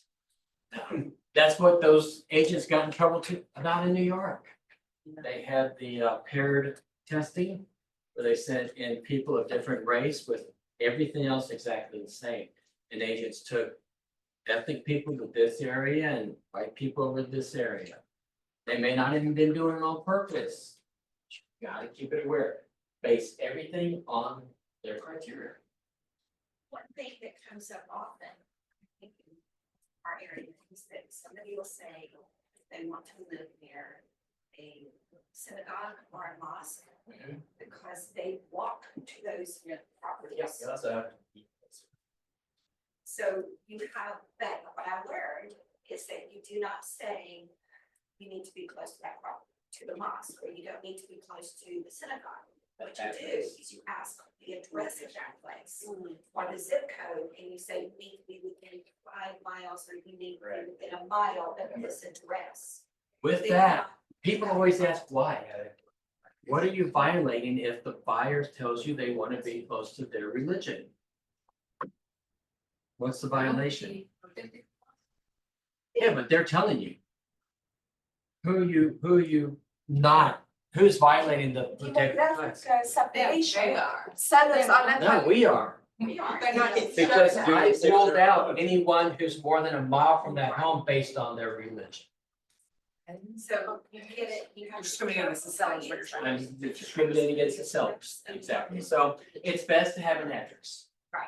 Yeah, an Talk address. about religion. But like, what if they say, I like, actually had. oh, I see, a specific mosque or a You ask specific me if it's yeah, a mosque. that's address. Well, and then we can Oh. say that within a mile of the I think it's really- We're supposed to change the address. Okay. Yeah, yes, yes, yes. I wanna be a mile within the corner of Bissonnette and Westland.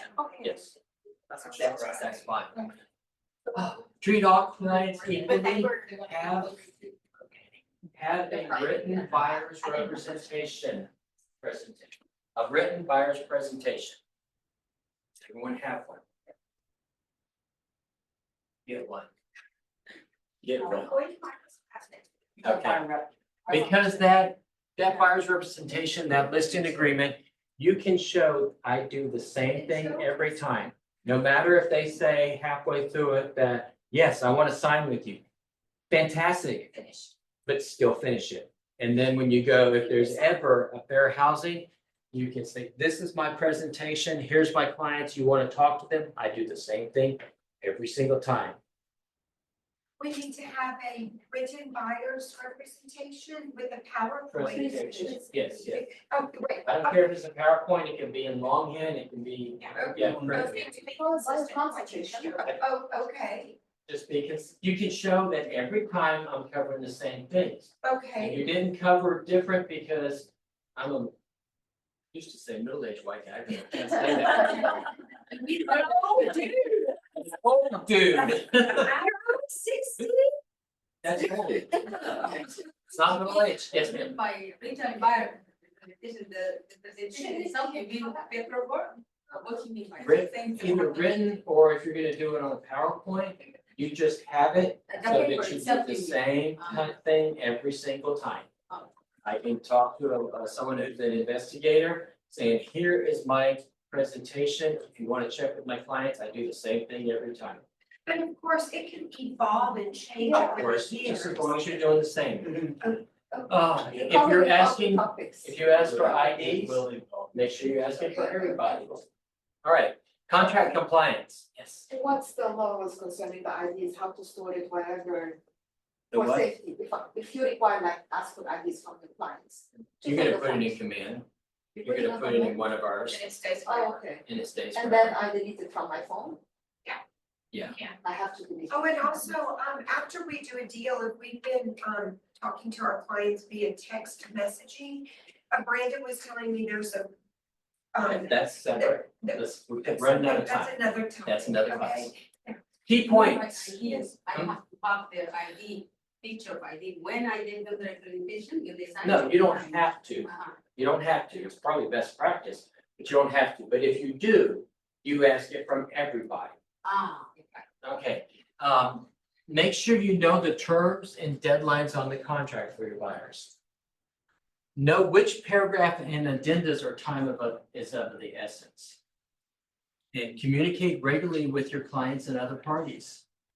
If you're communicating via text messages, emails, they have to be kept, track rule. Consequences of missing a deadline. Legal disputes, loss of client, loss of income for us. Common mistakes, failing to document communications. If you have a phone call, follow up with an email. It's going to document it, but it also ensures that I understood what you're saying. This is what I took from that conversation. Is it what you meant to convey? Mitch, those messages we write when you send the document to document, That's Cat. You send it on DocLib? it doesn't count. It's Yeah. erased. No, it's always there. So that's documented. And if you're sending something through DocLib, make sure that you're documenting that you've explained it. Strap will come down hard if someone says, well, I signed this, but they never explained it to me. I was just sent it. Document, when you're sending it, this is the document that we discussed over the phone last night at 1300 hours, 1400 hours. Oh, Yes, okay. very easy to do that. Yeah. So it's. Any rules in terms of how fast you need to send the offer if they tell you are? Soon as possible. Soon as possible. Okay, as soon as possible, 1 hour, or I can take 3-4 hours to collect the gather document, whatever. It's It's gonna- reasonable, yeah. What's reasonable, yeah, if you're taking, collecting all the data and do that before you want to send it Friday before we write the offer. The reality is, it depends on the property, whether or not you're gonna have time, Yeah. Exactly. and that, so it's, You just don't want to sit on it. if you sit on something, chances are, Yeah, if Yeah, they- you're in a contract. Yeah, but like, let's say the client said, we're not fast enough to send the offer and they got another offer, should you have sent it like 2 hours, whatever, a day prior, whatever. Well, since everything in electronic age, as soon as they sign it, Send you it, know, yeah. send it. Oh, But it's not reasonable to sign it at 3 in the morning, I mean, it's Right, just reasonable. How much? A reasonable amount of time to prepare an offer is less than 24 hours. Oh, If it's that's a taking you lot. more than Yeah. 24 hours, that's not reasonable. Hours. no, Yeah, I mean, it's okay, like Yeah. if you take 3-4 hours. Yeah, to of plan it. course. So failing to document is probably one of the biggest things. You don't want to be in a lawsuit 5 years later, which is happening, where the other side had documentation that you wrote that you didn't. That way, I'm sorry, I didn't understand. This- Document everything you do. The Oh, listing agent kept everything, the buyer's agent didn't. Oh, And okay. now years later, when they're in a lawsuit, that seller agent is bringing, well, here's what you said on this date. I can't remember. Oh. Mitch, did I overhear you say 24 hours to submit a contract, an offer? No, there's no rule. We're There's just no saying rule. reasonableness is Yeah. within 24 24 hours is within, we're saying, I mean, you might miss the deal, but if you sit on it. We're just saying, if you have a true, if you have an offer, Take about 2 hours. if you have an If offer. someone signs it at 2 in the morning, I'm not waking up at 4. No. So my point is, I'm gonna do it during normal business hours. Smitty's different, When you. okay? And even preparing it, if you ask me, if you send me a text message at 2 in the morning to prepare an offer, I'm not gonna see that till 9 AM. Of course. And I'm not, it's gonna take me more than 10 minutes to put together. Yeah. Reasonableness would 10 say, minutes. within the 10 20, I mean, I would say reasonableness is. Okay, common mistakes, not submitting for review when the option period ends. Submitting it like we've got going on especially now. Agents aren't using paragraph 12 correctly. Paragraph 12, Oh, it's not being used correctly. And that's coming up with Are you issues. still talking about the red fires in it, red? This is part of representing the buyer. Oh, Yeah. okay. Okay, so we submit it, it gives us a chance to look at it and say, hey, I noticed that you didn't put down that this property's in a mud. And you say, well, Mitch, they haven't given me the document yet, which is perfectly reasonable. Overlooking disclosure requirements. Making assumptions about protected classes, making assumptions in general. Missing contract deadlines. Really know what those deadlines are. Have yourself reminders. With the buyer and the third-party financing, we're gonna wanna see at least 3 contacts. One right after where you say you must have your buyer approval by this date. Halfway through that, another contact saying, hey, I haven't got it, what's going on? And then the day before, hey, I haven't got it, you wanna terminate the contract or do we need to extend it? Oh, I see, you're constantly in communication. Constantly in So communication. that, and if it's written, that there's a deadline, that deadline can be extended. Most of them can be But all extended. parties have to agree. to Right. it. With specialties, foreclosures, remember that you're not gonna get a seller's disclosure. It may take a little bit longer because there may be multiple lien holders, so it's gonna have to go through them. Just because it's a foreclosure doesn't mean that you can't ask for repairs. I've gotten them before. A short sale, you have a distressed owner, you have a lien holder who has to make the final decision. If they're not able to pay their mortgage, how likely are they to be doing the normal maintenance? Yeah, so you want to get all the inspections and recommend talking to people. Flip property, and you must have a seller's disclosure on that. And may not be, well, we've seen them. I've seen them flip homes, unknown, don't even know if there's any plumbing in the house. But you're gonna want to get all inspections that you can think of. And remember, with flip properties, they may look very nice. But that doesn't mean that everything else, they just put lipstick on a swine. How do you know it's a flip property? If I look at it and it was sold last year and I look at the pictures, and I look at it, it's now on the market again, and look at the pictures, it's probably. You have to look at the previous pictures. I always look at all, I always look at all of them. Estate properties, again, it's not a required disclosure. You're dealing with high emotion, but you have to keep that in mind. And stucco homes, This is a We- requirement. Hmm? This is a requirement. no, these are just things to remember when you're representing somebody. Stucco homes, you wanna have a stucco inspection. It is an invasive inspection, so you have to get written permission from the sellers. But what if the seller says we're not gonna let you do it and the buyer still wants to buy it, they can do that? That's fine, you document it. You document it. I recommend we get a stucco inspection, they said no. And document. Say, where it says remember option fees not credited to seller by ordinance, I'm confused. I didn't know that. On short sales? Yeah. The option fee is always. Most of the time on, well, not on short sales. Option fees. They only get the option fee back if they close. Right. Buyer performance. Yeah. If, okay, that's. Most of the time, If they. Actually, I close, should buyer take- gets it back. I should take that out because you used to have to say it will or will not be credited to the seller. Got it, okay, thank you. Foreclosures, 9 out of 10 times, they're not gonna allow an option period, but they'll usually allow an inspection period. And they give you so many days after. Flooded properties, extensive inspections. You would recommend they get a check for moisture, and you probably want to maybe even get a mold inspector in there to test the area. Amendments, ooh, you can't see that. All changes to a contract, I should get, a contract agreement, anything that's signed must be on an amendment. Don't get in the habit of going in and crossing things out and initialing them. Don't work. It's too, if you're gonna stand in front of the judge or the court, you can go to defend this. If you send over an offer and that seller has crossed things out, and this is the bank say, no, we do not have an executed contract, clean it up. Get it nice and clean before you send it. When requesting repairs, be specific. If I say I want the pool filled, what does that mean? With water or with sand or with air. The one we had, they wanted it gone. Fine. The sellers put water in it Yeah. because the agent put pool to be filled. Be specific. They wanted it taken out, filled in, yeah. Be specific. Seller will repair, seller will replace, seller will treat.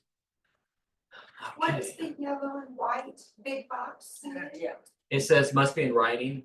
Okay, all Yes. changes to the contract must be in writing and on the TXR 1505 amendment. That's the amendment. We're talking about buyer's rep, so that's the buyer's rep amendment, Okay. okay? Yes. Option periods, they must be paid for.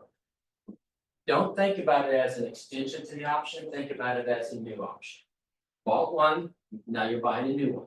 Must be consideration, and I don't care if seller says, nah, you don't have to pay for it. It happened. It must be consideration, Must so be it can't, considered. $1 probably is gonna fly. Ten, maybe, you know, it's gonna end up with a court, but if it's $1 million home and you put $20,000 for the first option, anyone put down 10? Yeah. I just know that when they came to court, the lawyer, because Texas says it must be paid for, you don't have an option. They didn't have the exclusive right to back out of the contract, even though that both sides agreed to it.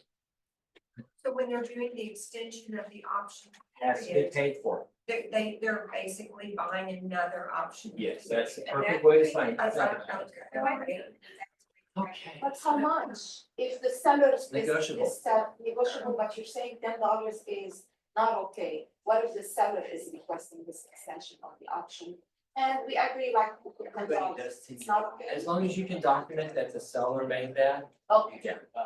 are we going to have this lines?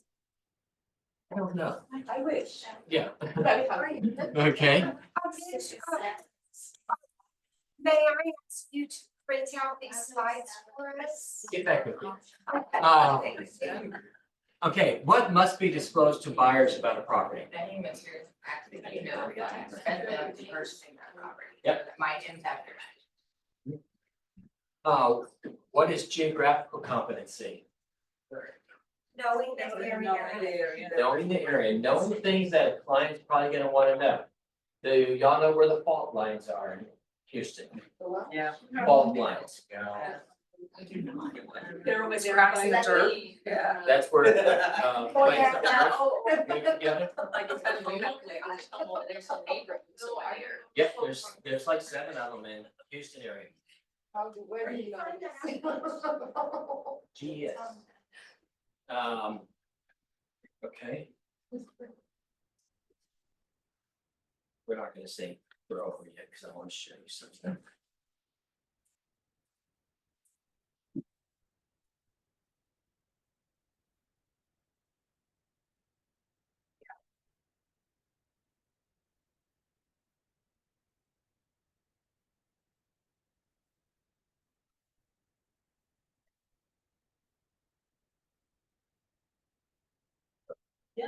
Thought I had it in here. I actually have a PDF of the fault lines. Those are things that you need to know. Okay, you did? Email me and I'll send it to you. Awesome. Cause that's been an issue. Someone vaulted on a fault line and they weren't told. Yeah. Yeah. Then things start shifting more than they do. Okay, Alright. other than that, concerning the geographical competence, what else? You know, which counties are in the subsidence district? Oh. Know that. We have that updated all the time. Do you know which ones are Which county is what? in subsidence district? Yeah. You're not geographically competent to sell. Like, which county the property is? Yeah. Yeah, No, subsidence district is the ground sinking. Yeah, the ground sinking. oh, no, I mean, apart from that. That's one of the things you need to know.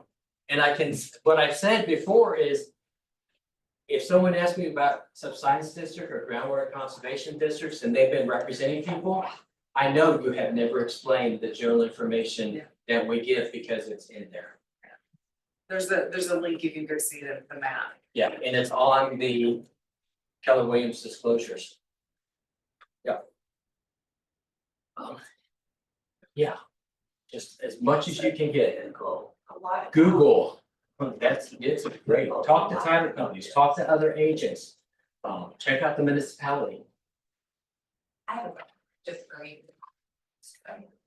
I do cover, I do the entire community of Keller Williams School Design, and I don't change anything, they're in compliance, correct? They should be. I think they Yeah, have the hell better than 12 and everything, but I just think I should send it to you first to talk about. they should be. Set up You can for always us. send it to me. Okay, I'll send Yeah. it to you. All right, we're done. Thank you. Thank you. 12:30. What time is it?